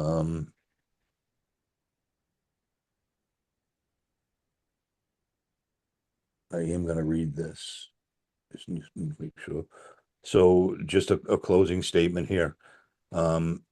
Scituate High School, excuse me, has a very vibrant and robust athletic program. A very large portion of the student body participates in at least one sport.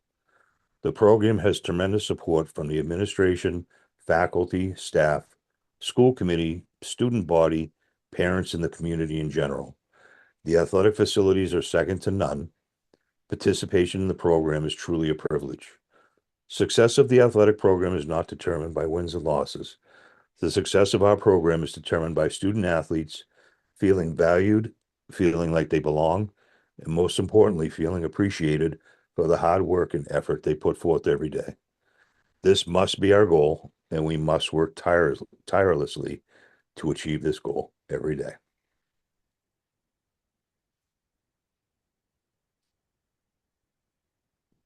I know this took a lot longer than I think anybody realized it was going to.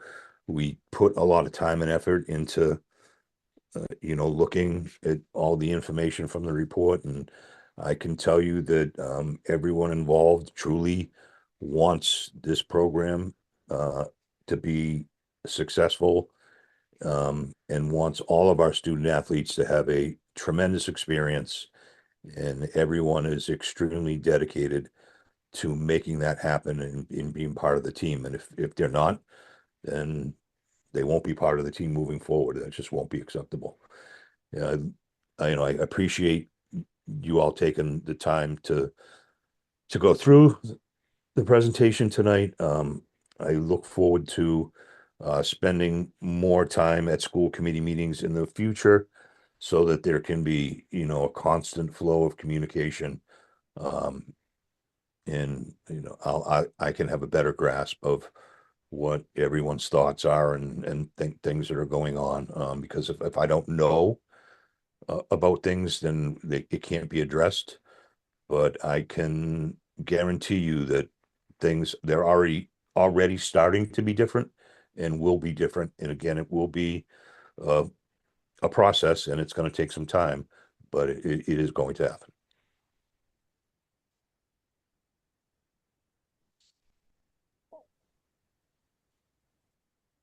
I'm done. All right. Thank you so much, Scott, for the thorough presentation tonight. Again, just the start of the work here, and to all who contributed as well. I know we're just at the very beginning stages of this and looking forward to our next milestone when that develops. Any final sort of comments from the committee before we move towards public comment? Yeah, I just think, thank you, Scott, for that. I think that was helpful to kind of see where you're going. And I think it was nice to see some more concrete next steps.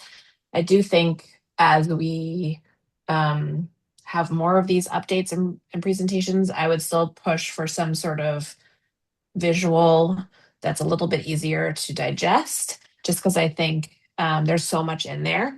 And it's just going to be really hard to track for everybody, including the people who are implementing. And so just to kind of keep thinking about that, that's something that we had talked about in the early summer.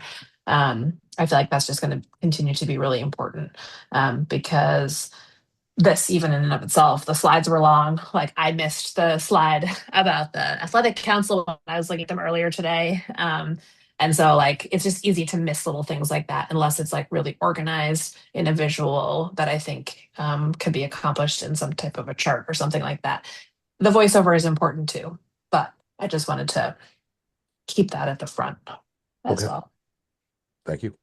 I wanted to say as well, Mr. Payne, thank you so much for walking us through so many operational changes and with such vulnerability too. And I really appreciated ending on your definition of success and some of the language that you used around the importance of students feeling valued, appreciated, and that they belong. And so to me, that feels like the culture that we're aspiring to, right? And so as we move through implementation, uh,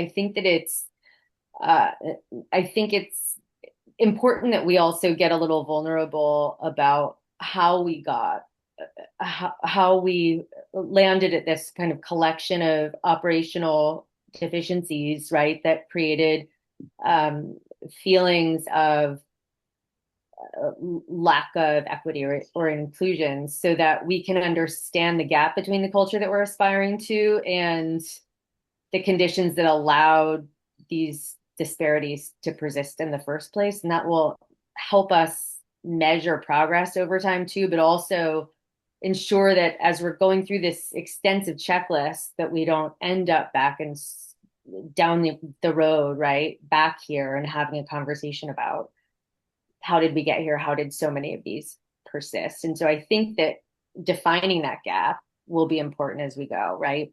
But I'm so appreciative and thank you.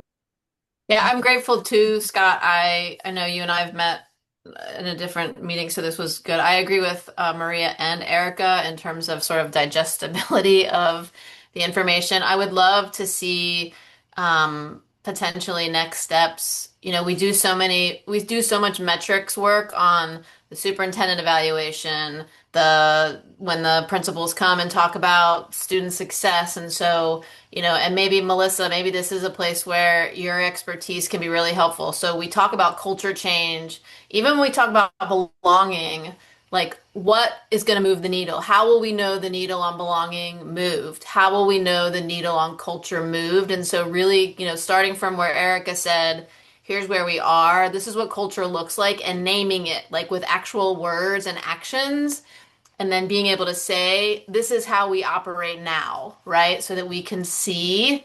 And so I think maybe the new athletic council will be able to help you put together a table, like first year metrics on a couple of the areas that you went through in your presentation, so that we can see how the needle is moving on some of those things. And so, I know Melissa knows the literature and has lots of expertise around belonging, and can think about that with you. So there might be there's lots of metrics on belonging that you could come up with. So just starting with a few so we can see all the good work that you and your team are going to do actually paying off is what I would love to see. And that's accountability in itself, right? We've been talking about that all night. So Okay. Yeah, I would just add to that, Carrie, too. This ties into what you said earlier about giving that council a clear charge. The beginning of the presentation, it said, the culture needs to change, but then we still don't really have a handle on exactly how. And so, that council, I feel like, is going to be the best place for some of the specificity around that to come. But I feel like that has to come quickly, because a lot of this other stuff is like, yeah, we can talk about the softball fence and all of that stuff, but this other track has to also start right away, and I feel like that group could really be a great resource. Agreed. Thank you. All right. Thank you all very much. We will move to public comment now. For taking public comment, I do want to mention the school committee did receive a correspondence in regards to concerns for the corrective action plan. The author of that correspondence has asked that it be part of the record for tonight's meeting. So as such, we will attach it to the minutes for tonight, 8/17. That being said, if anyone would like to make any remarks, please feel free to raise your hand and we'll unmute you.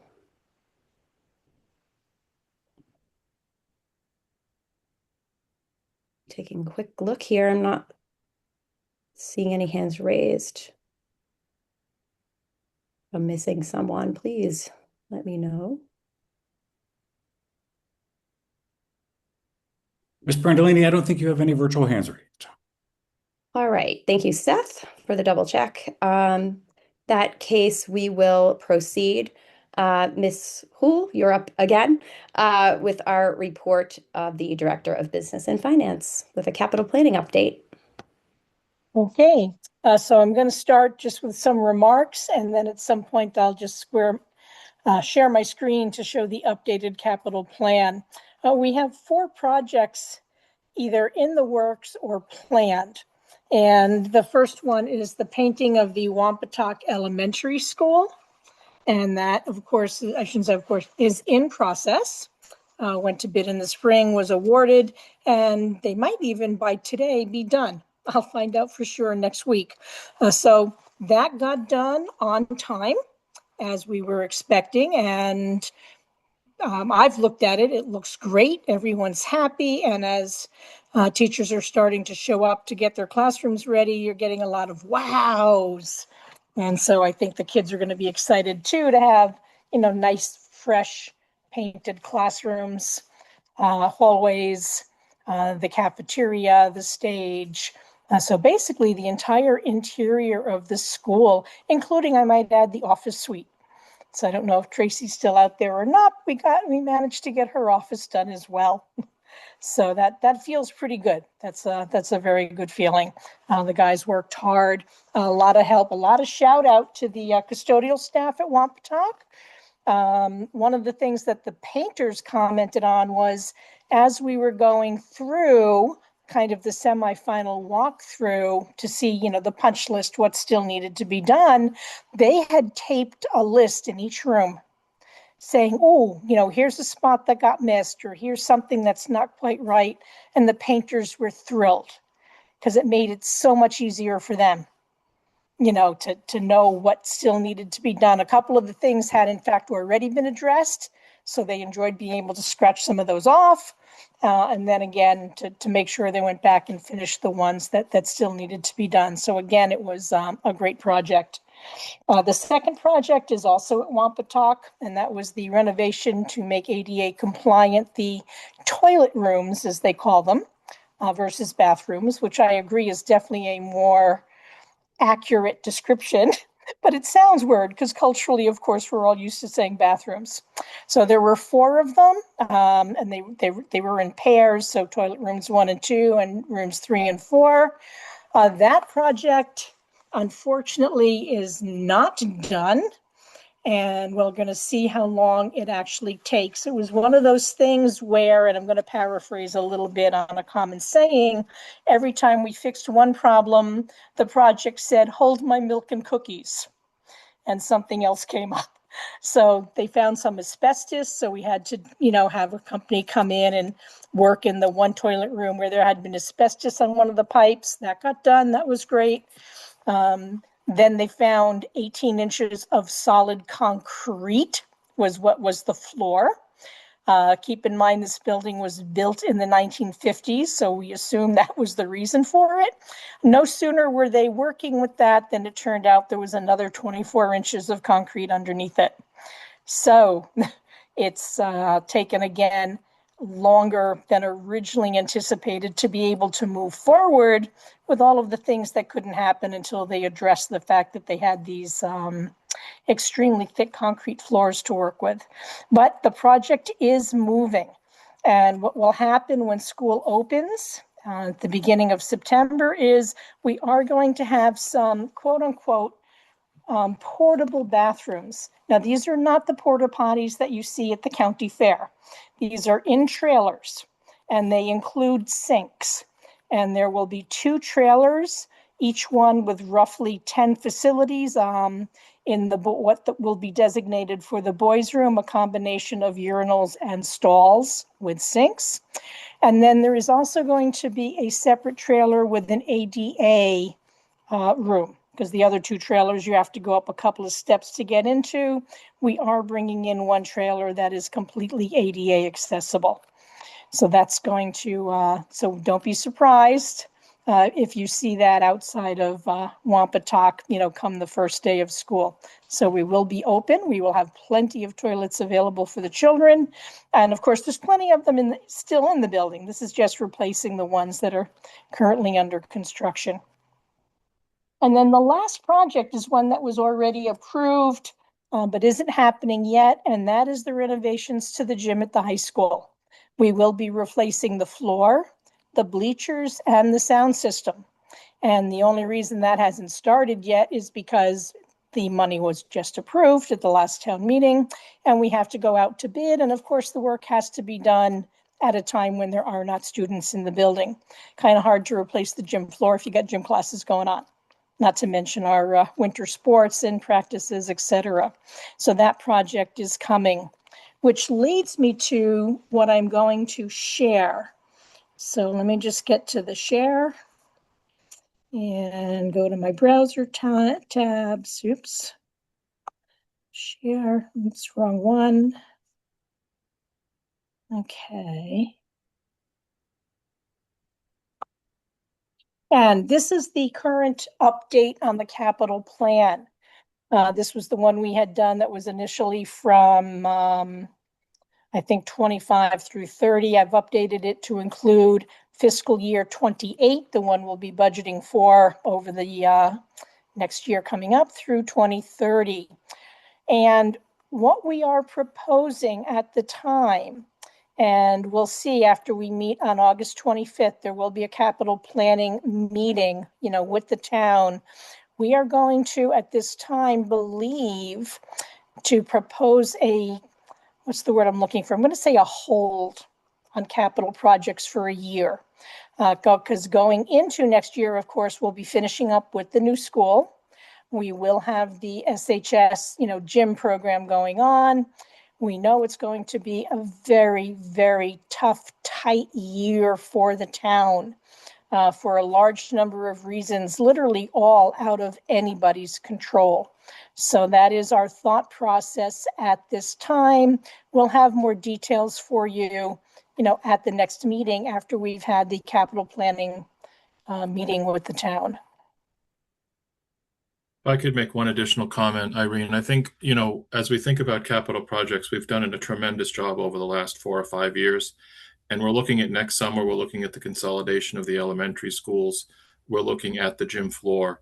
And, if we're going into a tougher situation with the town, we may ask the committee to postpone the 28 asks for 1 year, just so that we can sort of catch up a little bit. There is a piece of biting off more than you can chew when it comes to capital projects. And so we just wanted to put it out there now.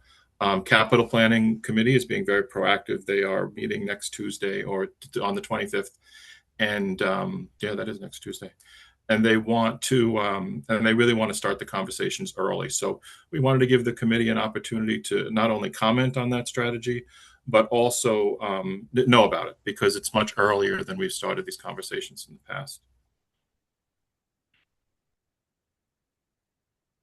And I will just add that this is even an option to consider because of all the work that has been done over the past 5 to 6 years. Yeah, agreed. Tom, are you looking for our input on that right now or sort of more of an ongoing?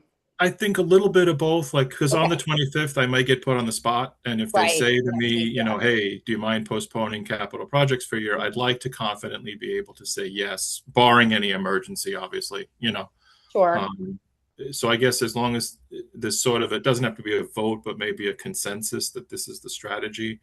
As opposed to me kind of doubling down on it. I'm trying to be sensitive to the needs of the town as well. Tom, as do you want to stuff give a little bit more detail? Tom and I attended financial forecast this That was morning. where Do you I want to was give going with a this. little bit more detail about that meeting? Because I think that might also help inform the committee's understanding of the town's overall situation.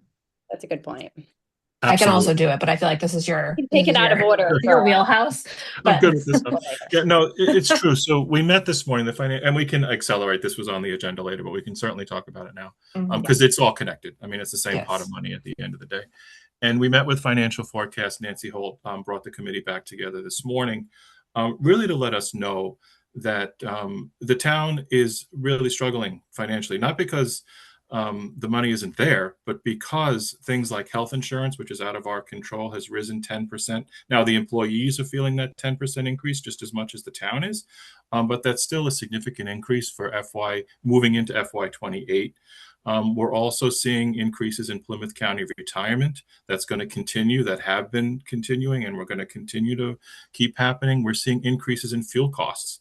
The schools and the town had to absorb additional gas prices last year for diesel as well as natural gas. We're going to continue those into 27, into 28, out of our control.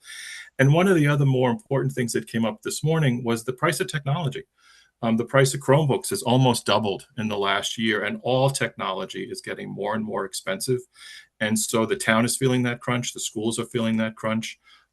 It seems like we can never budget enough in technology. And as soon as we think we're ahead of it, this last year, the prices have gone up significantly. And so when we look at the revenue of the town, we look at the availability of the town to support the schools in FY28. Now, remember, we're talking not this year, but the following year.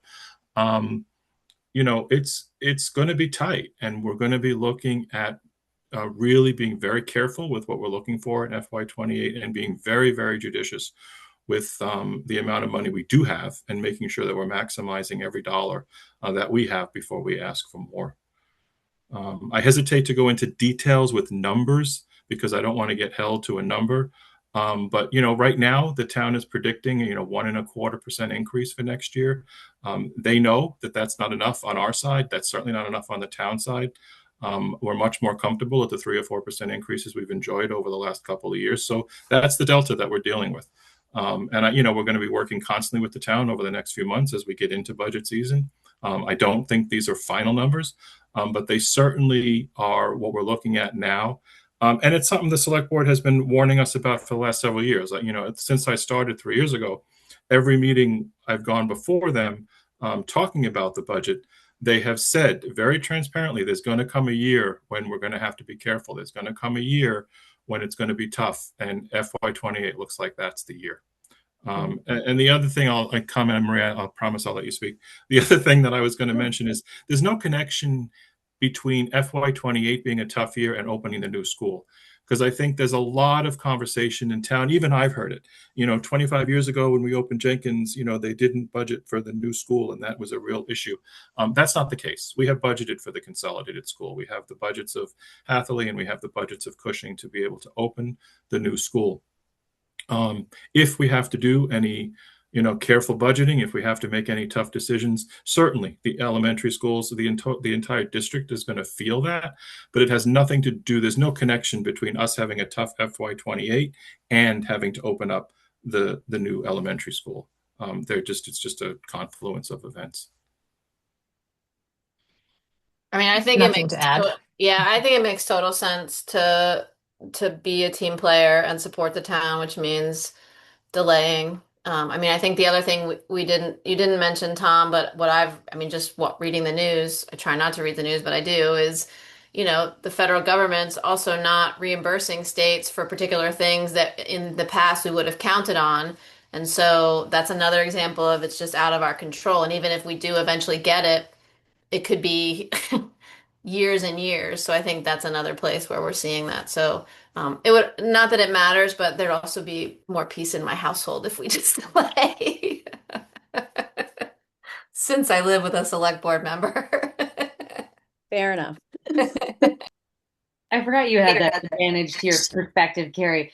Tom, can I just raise 2 points? And these are not to be answered now for sure, but they're just two things weighing on my head whenever we're talking about deferred maintenance. One, just thinking about the potential cost escalation of construction projects if we do wait. And then also if there would be any deferred maintenance expansion of these projects if we did wait. So I'm just trying to wrap my mind around just something to think about. If we paused any of these for the sake of the budget, would that mean a huge deferred maintenance cost down the road? I don't think it would be huge, but it would be fair to say that things always get more expensive. Yeah. So it's certainly transparent of me to say things in any given year, anytime you defer something, it's going to be more expensive in the following year. I think it's just that balance of affordability and Yeah. as opposed to the risk of the escalation. Of You know, course. typically we build a 5%, 5 to 7% escalation into any kind of projections that we do. Um, and I will say over the past 5 years, because things get expensive so quickly, we've hit a lot of projects really hard. You know, we repaved Wampatuck a few years ago. We did the portico a few years ago. We're hitting the schools that are going to be around a while, like Wampatuck, you know, repainting the interior of the whole school, doing this bathroom project. All of those things, you know, Jenkins, we just replaced the roof and the windows. That's huge. And that only gets more expensive. And so the town has recognized over time that you do have to bite the bullet, and it's $1 million for the roof and it's $1 million for the windows. And that's not going to get cheaper. And the town did and stepped up, and town meeting stepped up and let us do it. So, you know, I appreciate that. But to your point, there's no question. Anytime you defer maintenance, it's more expensive down the road. We're just, I think, in a particular crunch in FY28 on the town side where it's worth taking the risk. Thank you for that. Thanks for sharing your thinking. Yeah, no, fair. I think I totally agree that putting off these projects is the prudent thing to do. I think anybody who drives or goes to the stores knows that things are more expensive. So, yeah, I'm not surprised.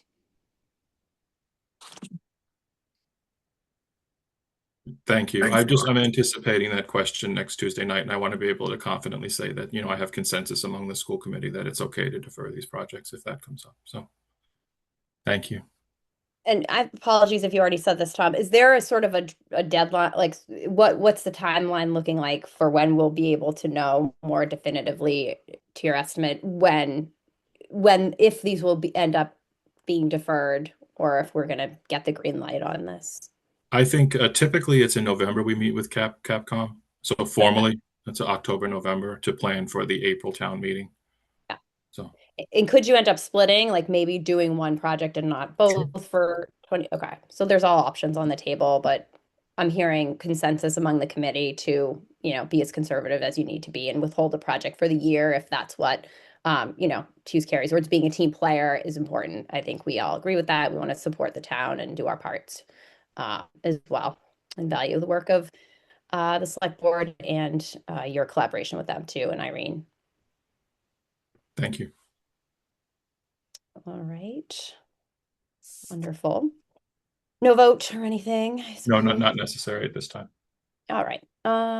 Next on our agenda, we are going to look at something that had been tabled from June that we didn't get to, and that's okay. Here we are now. We're going to discuss our liaisons and subcommittees and working groups, and also formally discuss and vote our subcommittee appointments. So looking at that,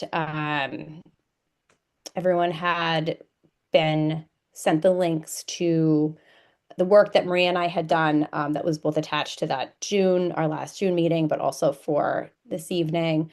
Sort of our look at breaking those down a little bit more just to refresh. We were really looking to sort of fine tune the work of the school committee. We felt like we were not streamlined enough. We had sort of different roles in different places, and we weren't sure if we were needed and what our value was there. And we wanted to be mindful of people's time and really just sort of set our charge as a committee to be very clear. And I think that's something we may discuss further at our retreat later this month too, just to really make sure that our school committee charge is very clear and transparent. And part of that is the subcommittee work that Maria and I have put together over the summer. So with that, any questions anyone has about not so much just initially sort of the definition of the roles of the committee, the positions within our school committee, any comments or anything there, our subcommittee work, you know, the ones that we've sort of outlined would be policy, finance, budget, equity and belonging, and then the new school building. So those would be specifically our subcommittees of the school committee. And then for further breakdown, liaisoning positions. So for those, we liaison to quite a few committees around town: financial forecast, capital planning, select board, planning board, zoning board, economic development committee. These are all historically what we've had on our list: advisory, public building commission, recreation, SEF, town DEI, sister cities, and then the charter review master plan. Again, some of these are not active, but they were what Maria and I compiled as part of our work. So our other groups are sort of more working groups and advisory groups. So that would be sick bank committee, stipend and negotiation, wellness committee, bullying and prevention, intervention, new school naming, working group, and school councils. Oh, is that all of it? Wait a minute. Yes, these are, then there's some other subsequent communications, outreach, and public appearances that we tend to do with our town updates, office hours, things like that, and events that we attend. So you can see that there's quite a magnitude of roles and duties as a school committee member. So we were trying to a little bit rein that in and fine tune our responsibilities and how we utilize our time wisely. Any Yeah. questions about that work or Maria input? I was just going to say I think what we came to is that when you are assigned a committee to be a liaison to, it's your job to reach out to them and introduce yourself and just figure out what is the appropriate cadence for attending meetings or not. So like, for example, it's really important for us to attend financial forecast and capital planning. But then the other ones we might be more of like, let's look at your agenda. And if there's something that it feels important for me to attend, then I will, but that's kind of like, it's on you as the liaison to do that step of that initial outreach and just do what makes sense. So it is not the expectation that you're going to all of these meetings. You do not need to attend all the zoning board, for example, if that's you. But you are kind of introducing yourself and at least like making it known who you are and that you should be on the emails and things like that. So hopefully that helps. Yeah, agreed. I noticed that the subcommittee and liaison assignments for this year don't include all the liaison committees in that table. Is that on purpose, Nicole? So that we're like not like I'm looking at the Right. So agenda. some of those, right. So I think that's sort of what Maria's talking about now is sort of we're trying to figure out where we fit in some of these, like Okay. Economic Development Committee. Okay. Maria was our liaison. So I think we're going to have to reach out and say, just introduce ourselves if we haven't, if we're a new liaison to that committee, and then, more be sort of I don't even know. I mean, what I does the guess I'm committee just think in I guess general? my question is though, like those were assignments from last year, so are you just gonna Right. keep those from last year and move it because they're not on the current table? So I just want to make sure I'm reaching out to the Yeah, ones I'm supposed to reach out to. that's true, Carrie. And like Yeah. some of these, I also wonder, like, do we want to revisit any of these and say, like, are there some that we just want to decide are not necessary? And I think there are many I those agree. We are not liaisons voting that members we're not yeah, voting members to any of and these. and a lot of those liaison ones there aren't even topics that are really Relevant. relevant to school committee, and I feel like if they were, they'd call you or Tom or somebody to come. So Maybe I kind of think maybe that's a one approach we could think about taking is like, can we lump a bunch of these together? And Nicole, sorry, but you as chair would just do like a blanket outreach and say, hey, as opposed to having a formal liaison, I would just like to introduce myself and let you know if you ever need to reach out to us, this is how you do it. And here I am, Mhm. and let us know. But like, we don't need to be, necessarily muddying the waters just because I think we do have a lot of other really big things that we need to be attending to this yeah. year and every year. And like this kind of in some ways like it distracts. It Exactly. can, Yeah, well, that's what I wondered. That's why I thought the list was smaller. Maybe you had Yeah. decided to take that Yeah. route. I also don't have edit access, but there is no W in my last name Oh, My where is gosh. there a W? in every place my name. So I'm sure somebody just copied and pasted. Sorry. So it's okay. and to your last point, Marie and Carrie too, I think maybe that we could, as a committee, say that we could designate under the role of chair, whoever that may be at any given time, that that person is the sort of blanket contact for some of those ancillary committees that we don't truly have any necessary active role. Yeah. And so we could Well, add that to our bullet points there in that chair role. yeah. I also think, Nicole, just so that it's not all on you, if you send the initial email and we find that one of those committees would like one of us to be there, Mhm. you could just like Sure. let us know individually and Absolutely. say, and then one of us can say, yeah, I'm available that week. So it's not Perfect. just you, Yep. right? Has to I do think that's a that. good way to sort of discern, even Yeah. to get those committees' inputs. Yeah, actually, we would love a school committee member monthly or quarterly or something Yeah. that's manageable. Yeah. Sure, if one of us has the bandwidth for that, we can absolutely. Yes. So Yeah. I'll do that. I'll put it out to these other groups and then see what comes of that. And then if anyone does, as you just mentioned, see if anyone's interested in taking on that liaison role. Okay, so financial forecast, capital planning, and select board, those are the ones that we're sure of, and those are kind of settled. And then the other ones are all going to just kind of, we'll do a more ad hoc approach. Yeah. I think that makes sense. Yep. Okay. That being said, so folks had reached out or in some informal conversation mentioned areas of interest or committees that they were already actively a part of, subcommittees, I should say, that they wanted to continue the work of, and that is noted in that second document. So when looking at this, and this is like our meat and potatoes, basically. So any comments, feedback, questions, thoughts, input, alterations, whatever you all feel we should do going forward with this list. I would only just add that I think when we have our retreat in a couple weeks, we should set aside some time at that retreat to allow for both of our kind of newer subcommittees, so that being our newly revived Finance and Financial Forecast Committee and our Equity and Belonging Committee, to take some time at that moment to do some thinking about their charges and how they want to operate, and then share that back with the group. Just because I think one thing we've learned is the clearer the charge and the scope and all that at the outset, the better the outcome is going to be as the year goes on. And that seems like maybe that's the right moment to do that. Yep.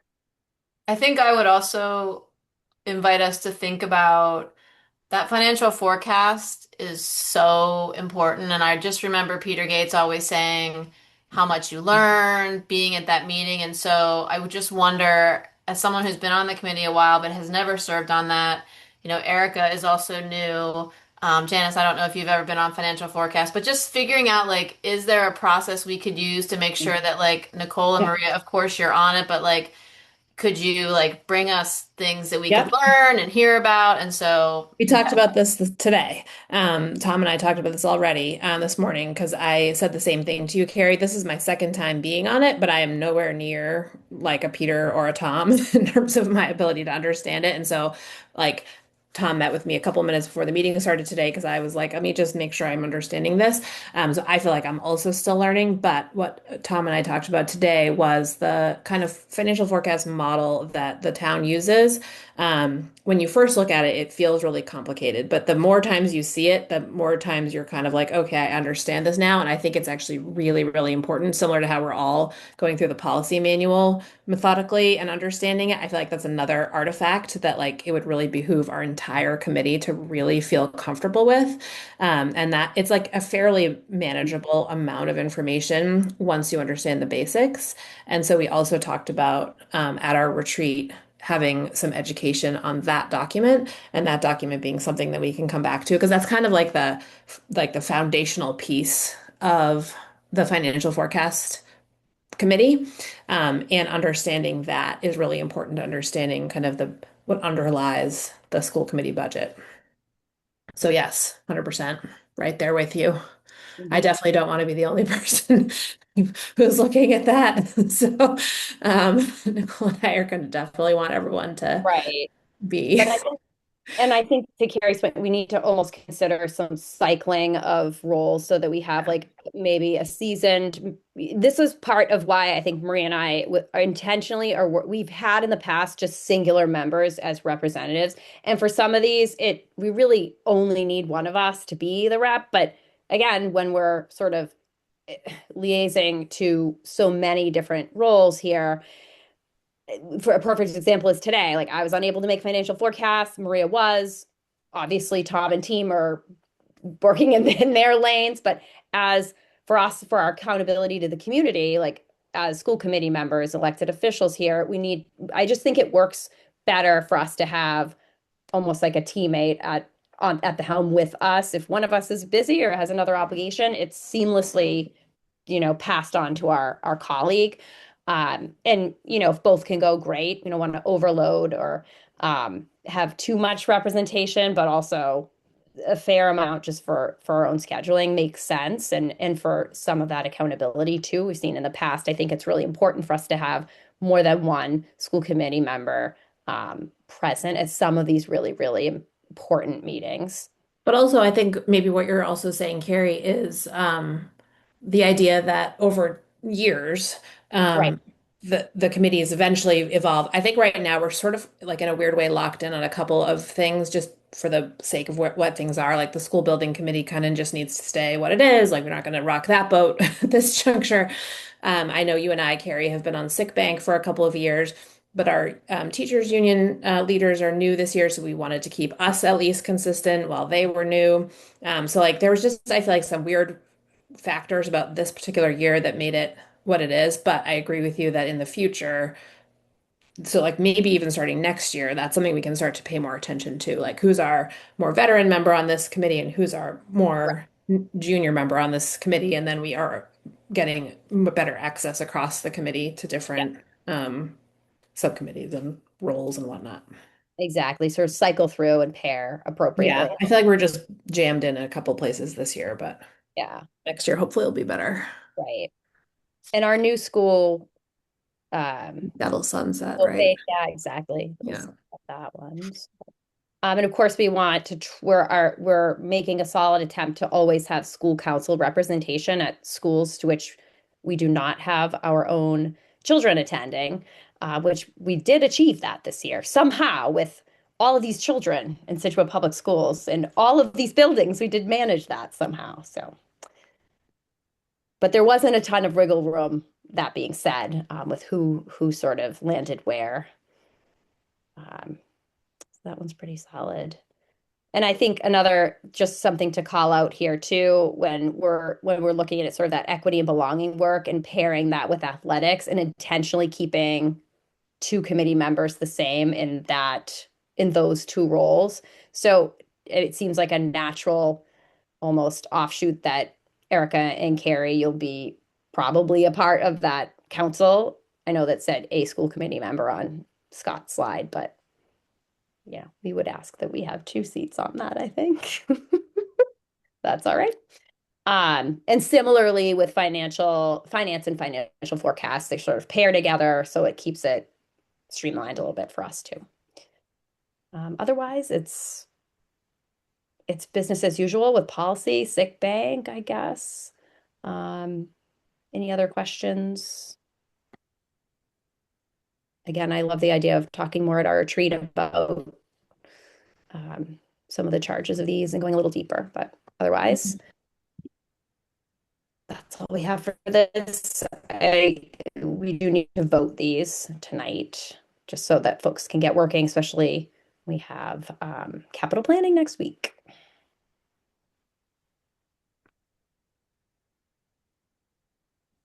I can make a motion We'll to take a motion. approve the subcommittees and liaison assignments for the 2026-27 school year as presented. Second. Okay. Lindblom, Yes. Bukowski, Yes. Fenwick, Yes. and McMahon. Yes. And Brandolini, yes. Okay, great. Thank you all. Up next, we have our report of the policy subcommittee. Anything there tonight? We have not yet resumed our meetings for the school year, but don't you worry, Okay. we're looking forward to it. You'll hear from us when we do. All right. Nothing for policy tonight. Okay. Warrants.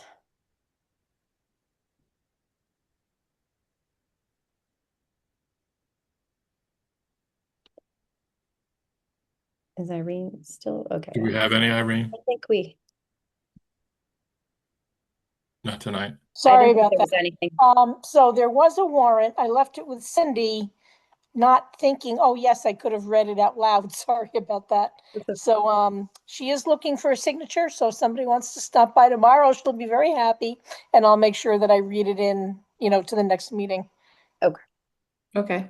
Good. Like I said, I was thinking about her needing the signature, didn't want to take it home with me. So I left it with her and I'm like, oh, yeah, that was dumb. Well, next time. That's all right. Irene, We'll meet in 2 weeks. Yeah, not to interrupt, Irene. Actually, Cindy caught me on the way out the door. She's adding a few more invoices to it, and we'll catch Nicole and Janice at the school building committee meeting on Wednesday night, and we can grab some Oh, signatures. perfect. So, Okay. not Do you to. need two signatures for that? I can't make that meeting. No, one is enough. Okay. One is enough. I just we're literally this afternoon got a little crazy with the internet going down, so Wednesday is Okay. better. So sorry, Irene, I didn't get a chance to fill you in on that Oh, conversation. that's okay. All right. So a part of our sort of agenda structuring, we really want to be efficient and also just very much upkeep on our subcommittee reports. That's sort of a goal of mine, at least too, and I know Maria's, to really kind of have all of our subcommittees, especially as we have some new ones coming online too, and for our accountability piece and transparency and just communicating and updating the community on what is going on. So that being said, over the summer, for these past several weeks, we've had a lot of goings on, in fact, at some of these subcommittees. So we have our school naming task force, which has met over the summer. They're meeting tomorrow as well. They're meeting tomorrow, right? 6 p.m. Where is it again? At the Harbor Conference Room at the high school. Yep. We had 99 responses on our survey and 2 write-ins through the mail, so we'll have a lot to discuss tomorrow night. The goal is to narrow down to 2 additional names to give to the school committee, so the school committee can consider those in September. The school project has asked that we have that decision by the end of September, so that committee will sunset relatively quickly. Okay. And you'll be given that, so that the actual, a much more detailed update on the 31st, or? Yes. Okay. Yes. I'm hoping by the 31st to actually give the committee the proposed names, and then we can give it a couple of weeks to think about it, and then propose a vote either on September 14th or the 28th, depending on what works. All right. Sounds good. Our school building committee has met and also meeting this week. So we've met once over the summer, and now we'll have our second summer meeting, I suppose, on Wednesday. Janice or Dr. Rob, any comments about those meetings? I'll let Janice go first, and then I'm happy to say a few words. No, I mean, it's fascinating how like things are just progressing, like everything's coming together, and then seeing the building, it's just amazing that we're very lucky, especially with the financial situation we're going to be heading into, that we're under budget and on time. So. Yeah, I don't have much to add. I think if you drive by, you'll see it was just freshly paved. So some of the issues that we had last year with the muddy temporary parking lot and some of those issues will be resolved. So starting right now with a temporary parking lot down, so the teachers and visitors have a safe place to park. It's all paved right now. And that was a big project over the summer. They used time this summer to dig under that and get that all prepared for the final paving next summer. Because we've made it crystal clear that the new building needs to open on the first day of school in September. And so they're really trying to do everything they can now to make everything work for next summer. So they worked really hard this summer to get all that prepped. And if you drive by, you'll also see the brickwork going up. You'll see the windows going in. It's really starting to take shape, and it's exciting to see. Agreed. Thank you, Tom. I was wondering, maybe you know this or not, but maybe a formal update slash presentation from our project team or something just for the Sure. public, just to get that next phase of progress as we head into fall when people's minds are shifting to back to school might be nice at this point. I I'm can't sure they remember would the do last one that. they gave, but I know that it's more structural, and the main message here is, as Janice pointed out, on time and under budget, and no news is good news there. So we'll steam ahead, I suppose, for this construction phase. It would I'm be great to sure. have some photos too for like Scituate Yep. Community Television to post online Yeah. and things for people who don't drive by regularly. Mm-hmm. Happy to do it. I'm sure our owner's project manager would put something together either for the August 31st or September 14th meeting. Great. Okay. Thank you. Thank you. I do feel we've covered financial forecast already with our previous updates. So if nobody has any additions there, we can sort of continue to our journey of this meeting tonight. Anything anyone wants to add before we take a motion here to adjourn?